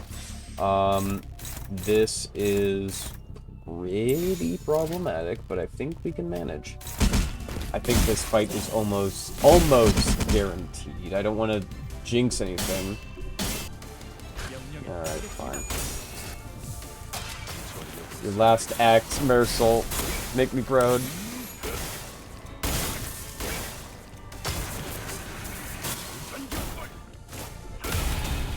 Oh,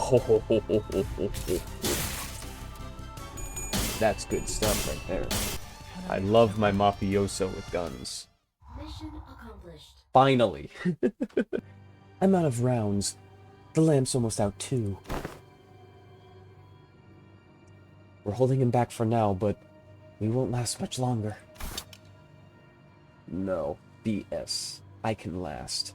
The lighthouse, not so much. It didn't take very long for the severity of the situation to dawn as I quickly began to rack my head with a desperate wish. What can I do? What can I do here? That's when, through the mist, the black space begins to envelop my vision once again. Wait, this is just like... Oh, man. And from the dark, light shines again. I reach out towards it and see, unlike in the earlier phenomenon, which focused entirely and powerfully on Scotty, a single individual, what I saw this time was an unfamiliar place called Casimir's. I want to make my predictions. I don't know anything about Arknights, but I want to go ahead and say, I'm going to predict, based on the E.G.Os that I saw, Gregors. With that centaur-looking one. This place was filled to the brim with things that Don Quixote would lose her mind over, like knights and their countless fans, an arena in which to test one's mettle. I think I'm right on the money. But the one in Amiya's thoughts sits far from all that glory, in a very mundane-looking office. He wears a well-kempt set of clothing, while his eyes are, with a slight squint, focused on reading the newspaper. The man looked more like an office worker than a knight. The most radiant part of that scene was a banner hanging on the wall, and a sword. Don Quixote was the first sinner who came to mind. Can she, our ardent admirer of knights and pursuer of glory, spin that energy from his sword as her own? Wait, no. He's different. I need someone who doesn't pursue glory. Someone who can handle their own tarnished glory. The sinner who can detachedly wield the entity of their bygone honor is...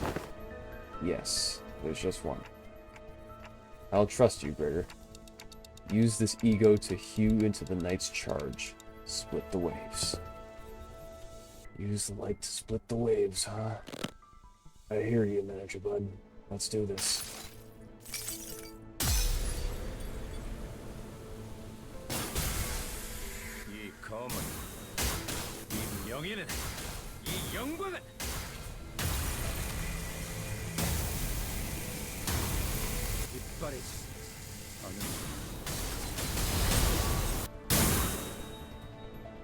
The incandescent, golden blades of light surge forth, cleaving through the darkness of the sea. The knight withstands and parries each of those lights away, but he comes to a stop when the last of the golden radiance cuts across the sea and looks in our direction, as if to admire it. And finally, the lighthouse makes a low, resonant creaking noise before firing a bright light towards the ocean horizon. Don Quixote, wait, don't get too close to it, it's too dangerous! But before we could stop her, Don Quixote had already approached as close as she could to the Seaborn, her eyes twinkling. She takes a brief moment to admire the knight and his steed, before asking in an energetic tone, "O mighty knight, what is the name of thy noble steed?" Fucking gonna decapitate her or something? No way, dude! You gotta be joking me. Wait, she can communicate with him? Ooh, 'tis quite the coincidence, then. My noble steed is also named Rocinante. Good night. I and mine compatriots are now embarking upon an adventure most important, yet with thy obstruction we are unable to do so. Prithee, wilt thou return to whence thou came? Don Quixote regarded the knight with a stance that was at once courteous and brave, and the knight and his steed Rocinante stared wordlessly back at Don Quixote. I wasn't sure if she managed to get through to the knight, or if the knight just lost interest, but they both departed the lighthouse, looking out to the far distance. You should be thankful that it somehow yielded a positive outcome. When are you going to fix that habit of rushing forward without thinking it through? Otis, just take the win. just take the win. The doctors managed to infiltrate the vessel masses. They're already done cleaning up the decks and are now waiting for the rest of us to arrive. They just killed everybody. Fantastic. Okay. Scotty listened to us quietly before replying in the exact same manner as she did before. Someone's going to have to stay behind. I'll stay. Go find the vessel masses. You're going to refuse again if we offer help, aren't you? Yes. Then I'll see you after we retrieve the vessel masses. I'll let the doctor know what happened here. What an oddball. This is the doctor, researcher at Rhodes Island. Nice to meet you. When I, after everything we went through, finally had the chance to meet the doctor of Rhodes Island, I realized I had been building a vastly different image of them in my mind, based on their name alone. I was thinking they were going to be someone like Yiseng, Faust, or Hohenheim from LCE. But the first impression of them was similar to what I felt when I met a K-Corp employee. The clock just ticked. And this is Dante, a manager at Limbus Company. That ticking just now was nice to meet you. Okay. Thanks for accompanying Amiya. Honestly, I was pretty worried when we were separated at the border. I should thank you and Amiya, actually. We've been in a real pickle without her, so...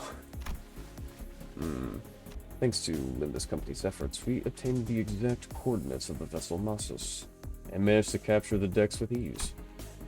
However, Fabius, who is suspected to be a bishop of the deep, and his followers have barricaded themselves inside the bridge's control room. While it may seem as though they're hiding, I believe they're trying to bait us.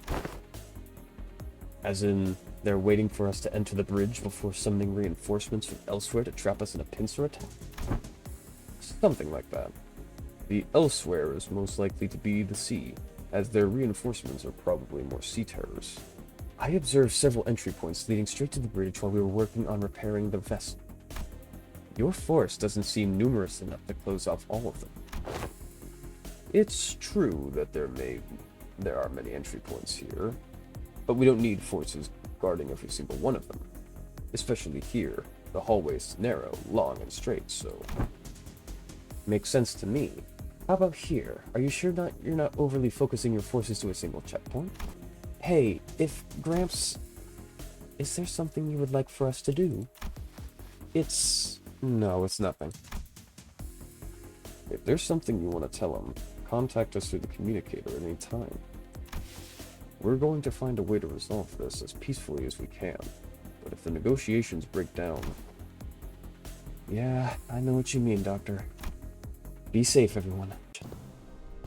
The bridge was as gaudily decorated as ever. Fabius, flanked by hooded followers and sea terrors, greeted us with a kindly smile.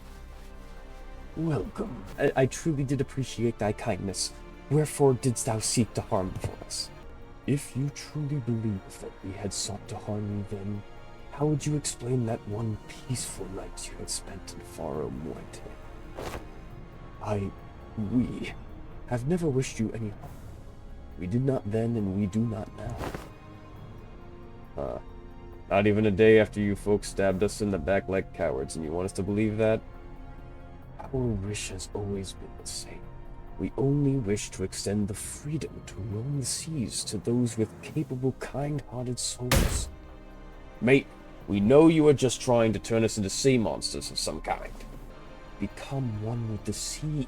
Become one with the endless cycle of life, and one day your misunderstandings will end, and you will come to understand us.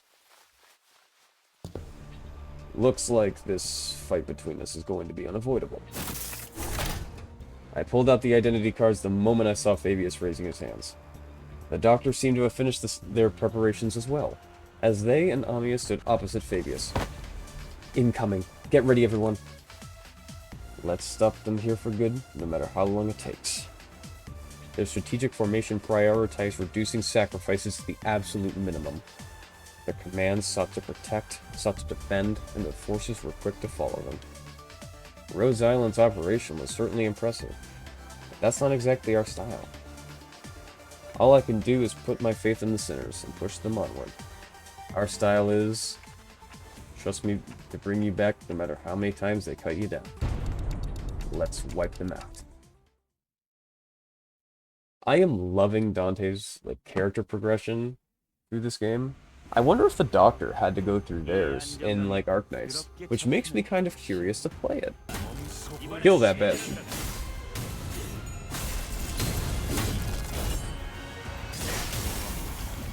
Turn 1. Fantastic. You target staggered guy. Well, actually, no. I'd rather you get the free poise. Frankly, you get the clash. You're fine as is. You're not doing jack shit. So do that. I guess have to hope that Heathcliff gets that. Oh no, actually, hold on. If I do that, have you target something else. Yeah, you can be the one that kills that. You can do counter. And I guess somebody's gonna have to go through. Make me proud, Yi saying, don't mess this up. Oh my god.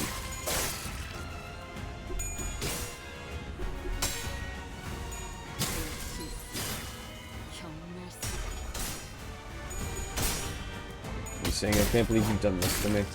I am frankly very upset. Yeah, this will do. Great. Rodian doesn't have to do anything.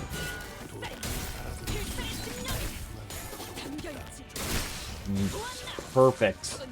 Yes, could not have asked for a better thing. And did you get gas harpoon? No. That's fine now.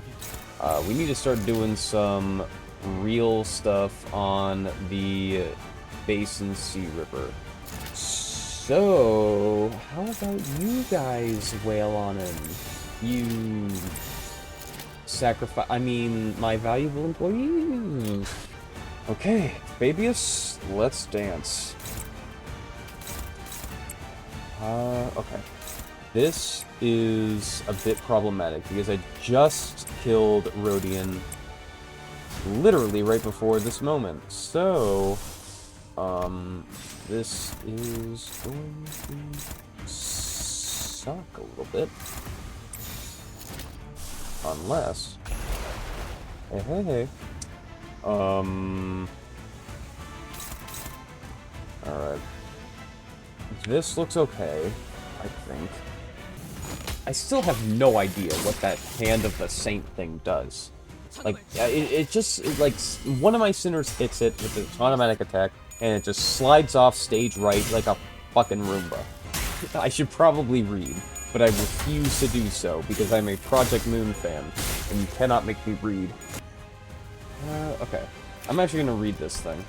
Oh... I see. Okay. That's actually handy to know. God, I don't care,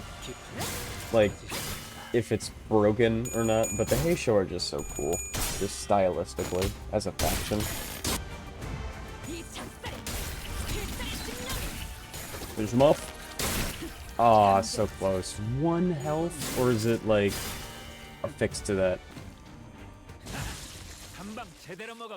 The 1 burn damage did him in. They're pretty persistent. Fabius flees again, using sea terrors and his followers as meat shields. Hey, much like us. Wait, no, I see it now. It's not Fabius who's putting them in harm's way to save himself. The sea terrors and the cultists are throwing themselves in our way, entirely willing to sacrifice their lives to ensure that Fabius gets away. But for all that, the only place left for him to flee on the ship, wounded and cornered by the sinners in Irene's lamplight, was the decks. I understand you can't help but continue to thresh and struggle to live, even knowing that there's no hope. But running only will make your pain worse. That's different. Fabi didn't run to live. A voice echoes from under the dark sky. Mares? What do you think you're doing? Mares appearing quite different from how she did a moment ago. She approaches Fabius slowly, her expression solemn and mournful. She looks down at him wordlessly. So, I'm guessing... I'm gonna go ahead and assume. Mares. Old as fuck. Probably, like, Don Quixote standards of old. Probably lived during, the event that caused the fall of Iberia. I can't remember the name off the top of my head, but something Silence.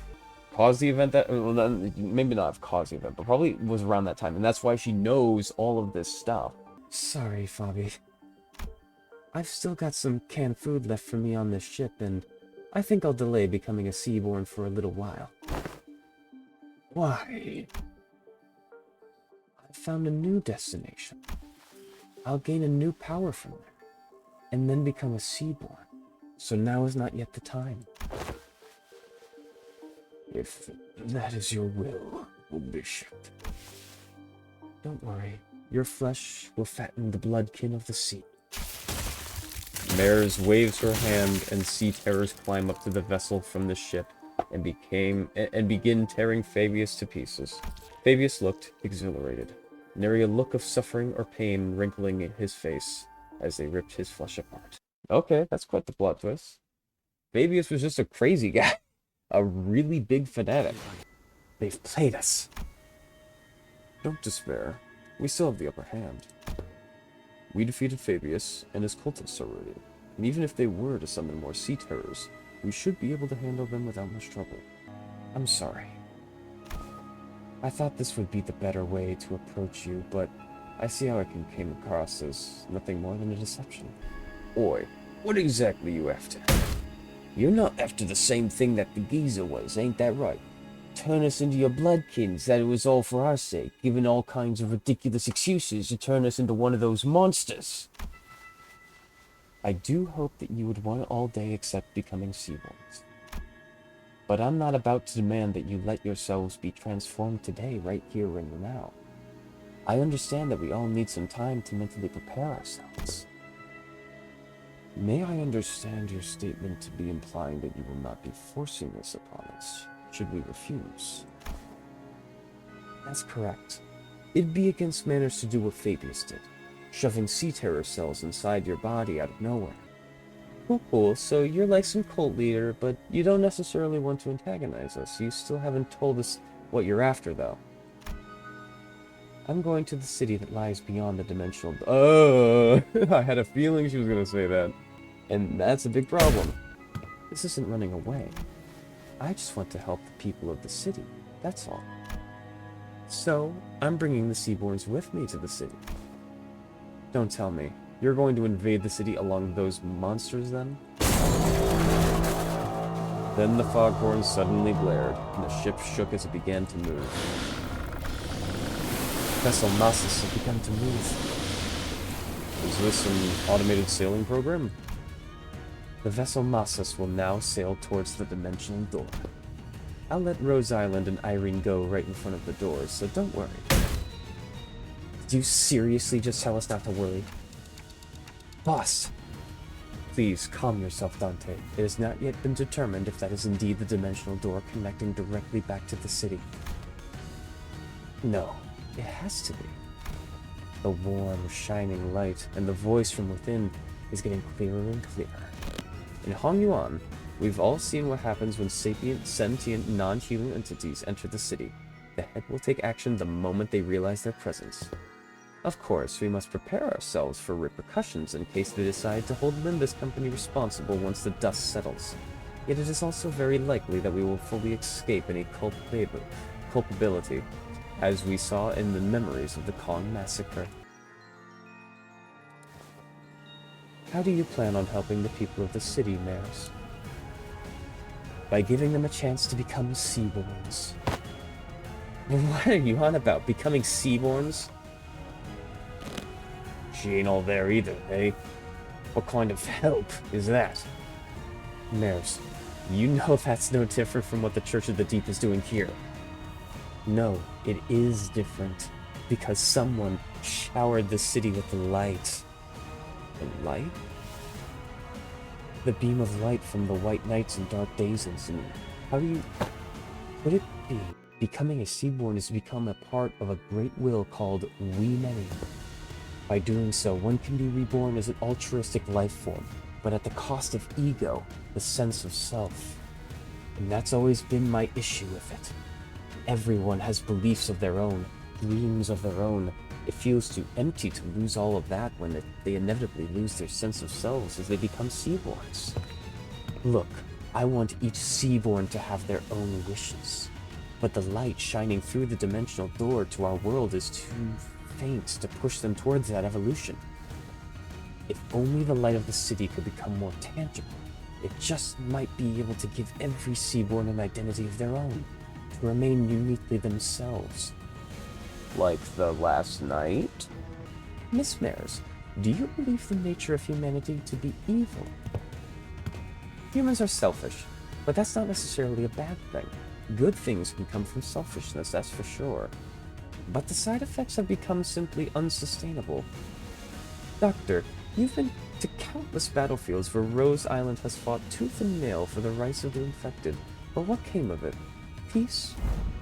No, it's the same. But still, we're all getting better, little by little. I'm not trying to deride those small, incremental steps and call them meaningless. Change takes time, and should it continue, I believe your efforts can be a beacon of light that would lead humanity towards a brighter future. But what about everyone who is sacrificed while you're taking your time, taking those incremental steps? Every single day of that incremental change is marred by unjust deaths. Some are enslaved for no other reason than their differences. People live on in that despair that seems to have no end. You're right. There probably isn't anyone out there who can really sacrifice themselves for the sake of others with nothing but perfect selflessness. But not when it comes to Seaborns. They don't suffer from all this absurdity, nor are they coerced to sacrifice against their will. They have the power to progress towards a better future, built from mutual understanding. The gongs! No! Carmen, no! A strange shaped form shimmers and materializes before Mares. I couldn't quite tell what it was, but it was round, and it looked like a tool. It is possible that she already met the conditions to effloresce. A possible explanation would be the absence of the peculiar pull required to draw it out of her, or the insufficiency of it. This isn't anything like the arts. What's happening in front of Miss Mares? Is our proximity to the dimensional door increasing the potency of influences coming from the city? Precisely. The connection to Faust returning to normal levels seems to indicate that. Wait, can people in other worlds, Mares, also manifest E.G.O? What? What does that mean? Potential to efflorescent E.G.O implies the potential to distort as well. You've been dreaming for a long time, Mares, drawing your own picture of an idealized world. And you have chosen the ocean as the means to building a path towards that vision. Yet why have you failed to take the leap of faith yourself? I had to make preparations. Seaborns are beautiful, there's no doubt about it. It's just that a key piece was missing to really achieve what I want. You're not being honest with yourself. I know very well that you were afraid of becoming one of them. The fear that your own creed might crumble, that you might lose your own sense of self, your ego. The fear that you might end up becoming nothing more than just another thing swept up by the ineffably overwhelming will. Isn't it terrifying that this hope can just disappear in a blink? Oh boy. She's hearing that voice. When that singular faith that one had absolute confidence in breaks in one fell swoop, and their ironclad will is shattered, people of the city have the potential to distort into a monstrous form at any time. It is said that these phenomena are often accompanied by the distorting individual hearing a disembodied voice. The voice was beautiful, comforting, and even cozy. The kind of voice that puts all deep contemplation to sleep. So calm and so warm. You don't share your interests with the other devotees. Survival isn't what you care about. What you really care about is giving everyone a chance to experience what it feels like to live in a world of form. Ephemeral it may be. Right. We have to be about more than just prolonging our existences. What really matters isn't survival. It's what we leave behind for posterity, our legacy. As long as there's a guarantee that the light can indeed protect the sense of self, it'll be more than enough to convince people to become seaborns. Please, you don't have to concern yourself with what other people might think. But everyone has their own wishes. I can't just bulldoze over theirs to force mine upon them. That's not what you really believe, is it? You know that better than anyone. While you hesitate, countless people are bound to the inescapable bridle that will continue to suffer. That might be true, but it's okay. You don't have to hide the shape of your heart, its colors. The only thing you have to concern yourself with is how you can lead the people of the city, and then Terra. Operator's unable to approach. She's surrounded by a strange field, Doctor. Whenever someone would distort due to reasons other than the monolith, a strange pressure would prevent our approach, as though to stop us from interfering. Looks like that applies here, too. All the way over in another world. Love is our collective destination, after all. So please, let go of this tool that might break your heart. Don't force yourself to walk the path of thorns. Your pilgrimage needn't be that of suffering. No, you don't believe in any recourse, do you? Other than this, anyway. Don't you think we should find a better, faster path with less suffering? Before more people inevitably hurt each other with ill intent? You're right. If there is no recourse, it has to happen faster. I can't wait any more time while people suffer. Follow your wishes, follow your desires, and paint. Let's show them the painting of your world reflected in your eyes. Before the compassion they believe in becomes completely worthless. Whoa! Oh my god, that is an immaculate design. An incandescent brilliance burst forth from before Mare's. Past that light, I saw the ocean. Whoa! Is that a boat or a rib cage made out of buildings? And that is so cool. Carmen mentioning let them see the world through your eyes, and we are literally doing that. Yeah, and don't get your hopes up about that either. You can wrap it in a box that says compassion for all you want, but Mares, your course isn't exactly the direction I'd like to sail in. And the rest of the sinners prepare for battle in silent agreement with Ishmael's stand. Mares mutters a genuine disappointment. I'm gonna have to do this. Waves. I had no better word to describe the horde of sea terrors crashing into us. Oh boy. This is the only way it could have ended. The words are composed entirely of your own thought, and no one else's. Manager Dante, right? You speak. We will hold the line and defend this place against the sea terrors rushing in from the rear. So, in the meantime, can you take down Mares and deal with the remaining sea terrors? Absolutely. The manager has responded affirmatively. All operators will be drawing the sea terror to us. We don't need to take them all down. We just need to act as a wall between the wave and the people of Limbus Company. Irene, I would like to ask for your help as well. As for Amia, please assist Limbus Company just in case. Okay, then let the mission begin. Oh my god. It's beautiful as hell. Oh. Enemy killed. That means we're gonna face some Seaters, I imagine. Mess them up.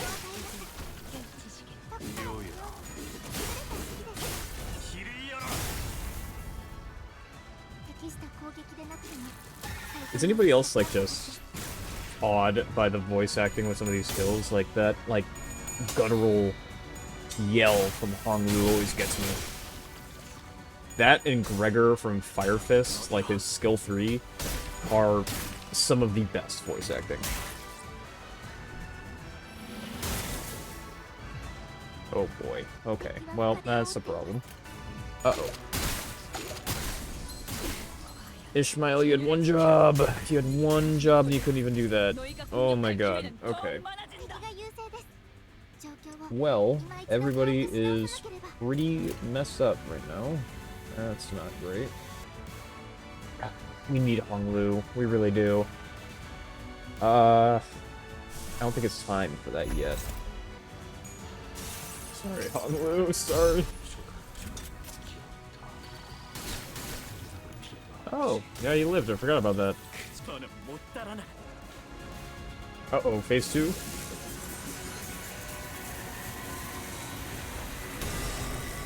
Whoa!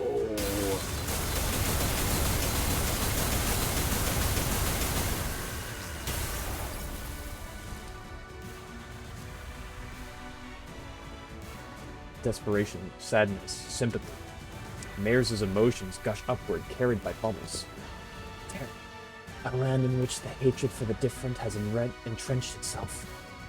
The city, a place and people crushed by the trials of life, has surrendered to its absurdities. They both need the Seaborns, perfected beneath the light. Turning our nature's kind by transforming us into Seaborns? A convenient method like that isn't our path. Because the sense of self protected like that, the kind nature attained like that, wouldn't be our own. It'd be yours, Mares. Protecting your own sense of self while being compassionate and kind, it's a path of unbearable suffering. We might fail some days, despite our efforts. Some days we'll be forced to confront the sins of our past and suffer. Verily, not one of us as we are now may see the culmination of that path. Yet I can hardly find it within myself to simply leave it all in thy hands without so much as trying. You're saying that Seaborns can't be the answer I've always sought? It doesn't make much sense if you think about it, Mares. Those sea monsters don't even know what self means. That's why they show no hesitation before sacrifice. If you were to introduce the sense of self to those sea monsters, that selflessness you want will be no more. Seaborns may be the perfect answer for some people. A recent example, Fabius. It's clear to me that was precisely his wish. But that doesn't seem to align with yours. Find a new answer, Miss Mares. You're telling me I have to go back to wandering for so much time again in search of that new answer? You won't be alone on that path. Walk it together, relying on one another, and it won't feel as long. Trying to carry such a heavy burden all by yourself, Miss Mares, it's such a prideful thing to do. Oh. Sorry, Honglu. I know you made that pretty speech and all, but... well...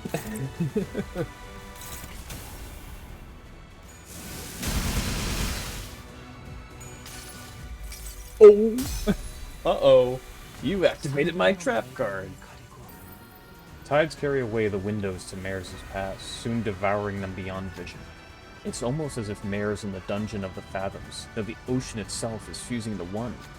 The majority of distortions encountered by the bus team have assumed a form generally recognized as an organic entity.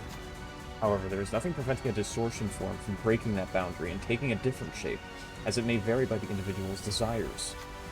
If her distortion is allowed to exacerbate, undeterred, it may eventually corrode this very space in which we stand. As we were taking some time to catch our breaths, a few small machines tumbled to the ground, shot from one of the trembling fathoms. It must be one of those mysterious machines in Mares' home we saw when we peered into her memories. The machines continued to whir loudly as though waves broke them. We saw that there were various apparatus attached to the sockets on their sides. Expensive they appear, yet how numerous they are. Well, you know, maybe she's similar to those of those... well, you know, maybe she's similar to one of those fixer fellows who are always hell-bent on picking up every new cutting-edge workshop tech. Huh, it says Little Handy down here. It's similar structure to the Hand of the Saint the Inquisitor brought. We don't panic, is what we do.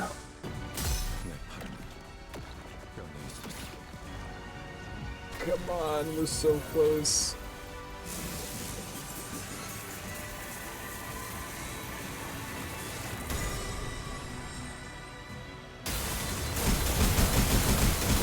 Cool spectacle and all. No damage. Well, okay, somebody got staggered, but still, but that was fucking awesome. Stop pissing on me. Yeah. That seems about right. I don't think this is supposed to happen. I don't know what the hell is going on. Oh, you doing okay? You doing okay over there, bud? You seem to be...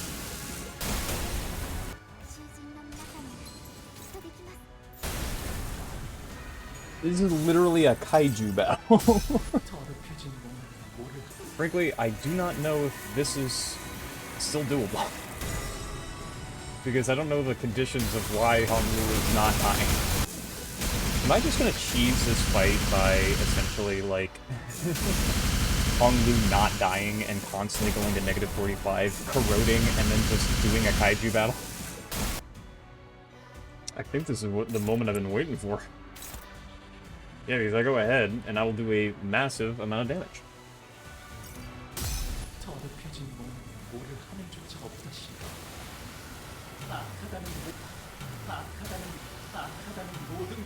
And one more. Oh! Now, is it going to happen twice, where he gets all of his health back?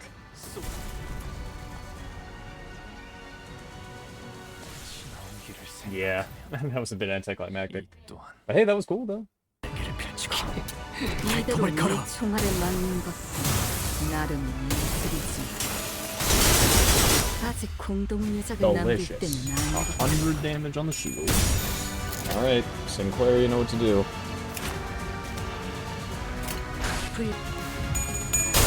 Yes. Yep. Yeah, that's what we're talking about. Beautiful. Oh, is it 900s? This is it. This is it, I think. I think I have enough. Oh my god. You have... Well, actually, you might have some idea. But holy, this took forever. Look at all of that damage.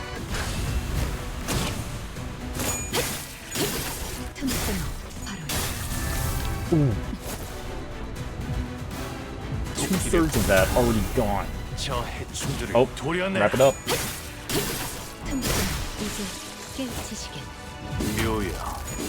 Just for good measure, I guess.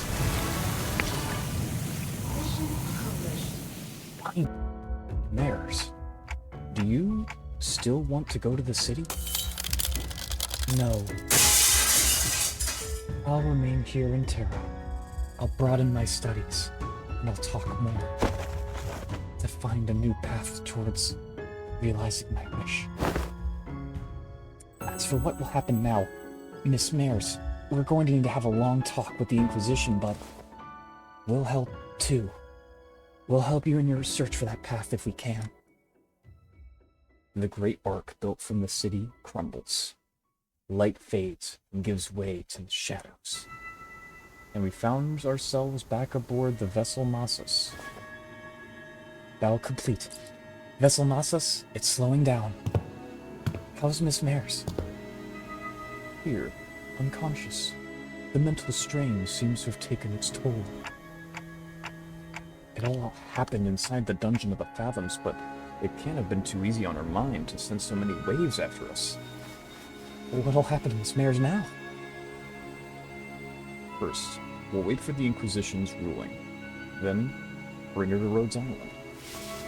Her efforts were misguided, but she also had Terra's best interests at heart. Together, I'm sure we can discuss a better way forward.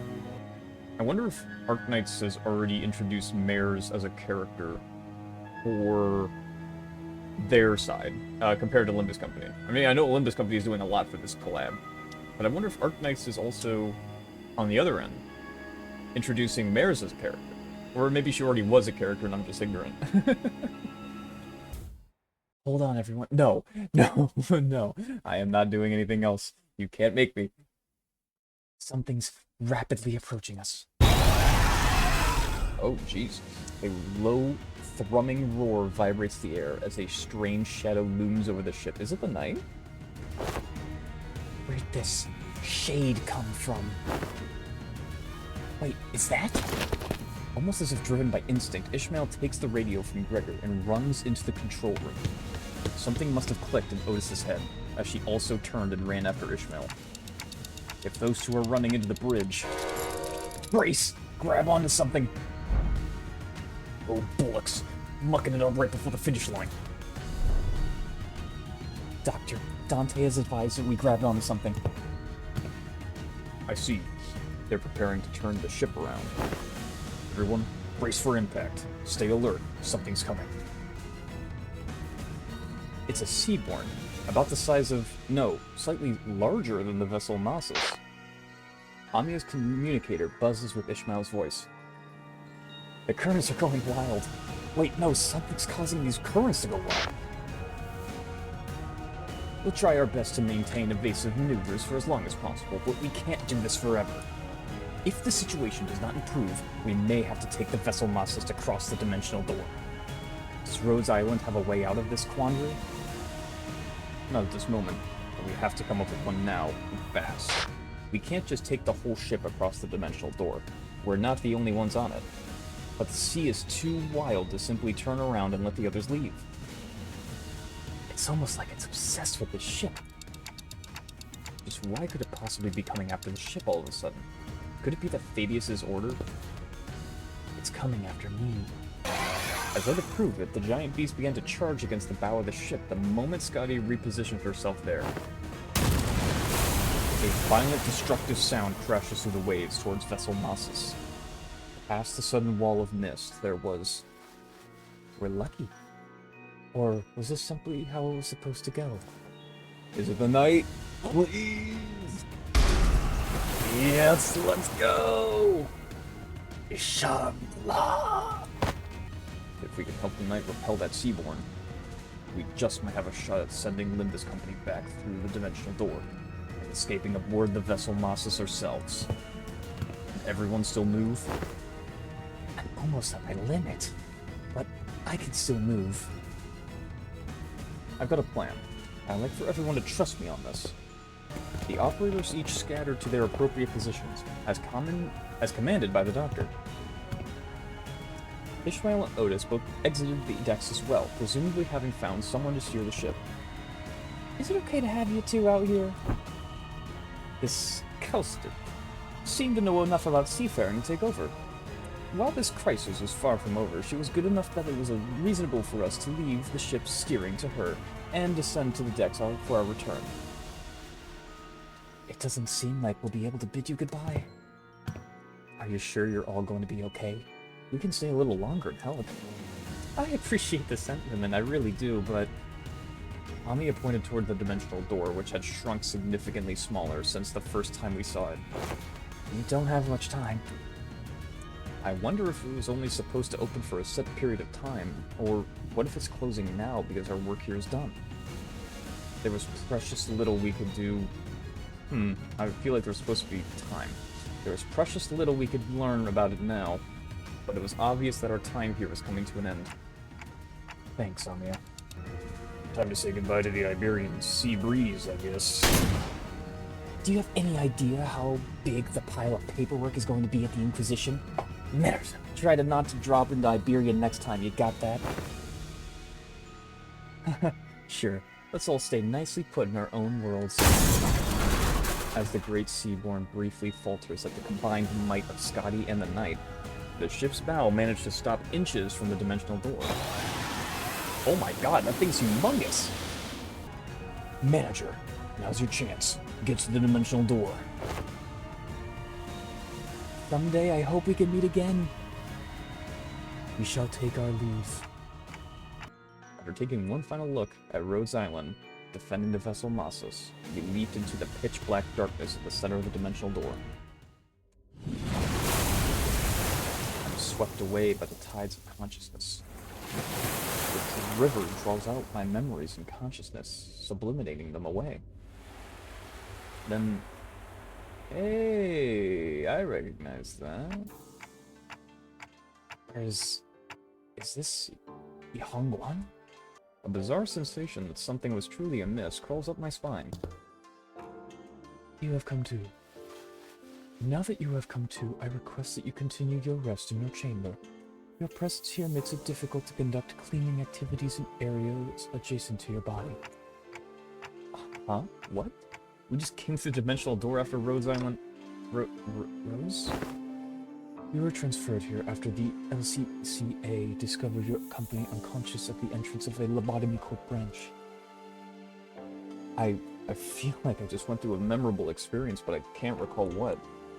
There was a hole in my memory and this strange emotional tug at my heart. And E.G.O I don't ever recall extracting. Well, I didn't extract it yet, so... Dante, you're getting ahead of yourself. But the bizarre sensation naturally settles. What was that abnormality? What just happened? I don't have any answers to either of those questions, but... Wait, where's Saud? You said something about how there's been a delay or something. I couldn't find Saud, who's been bringing us odd jobs here and there during our stay, anywhere in Yi-Hong-Guan. But on the desk I did find a note filled with various requests and a letter, both presumably left behind by Saud. We've got a distortion contract. Come on, time you earn your keep. You weren't going to lounge around until we got a message from HQ, right? Are they allergic to giving us time off or something? In that moment, a certain voice briefly surfaces from the abyss of my memories, before sinking again. If you want to bring about a better world, then even if you may be lost in the ideals. Even still, some of those words left a lingering impression on my heart. I have to keep walking. Unable to sit still, I got up from my seat and began waking up the sinners one by one. Yeah, it's not like we're getting anything done here. On your feet, guys. Time to get to work. The sinners each beginning waking up, some of them looking around to get their bearings. Like they were just pulled out of a long dream. Oh, is that the end? Like the end? Well, that was the Limbus Company Arknight's collab. Crazy. Wow. Absolutely stunning. I loved every second of it. I mean, the mayor's fight took me about 5 days. Not like 5 full days. 5 days of my free time. I don't know if I'm going to keep doing Limbus Company video. I might just on the side, but like I said before in the video before this, if you care, because this is a relatively new channel, I do plan on making a variety of different content. Like new games I've never played before, and some old games that I love, like Skyrim and other such things. So yeah, if you have any suggestions on games you would like me to check out, fellow Project Moon fans, hit me up in the comments. And I'll see you all next time.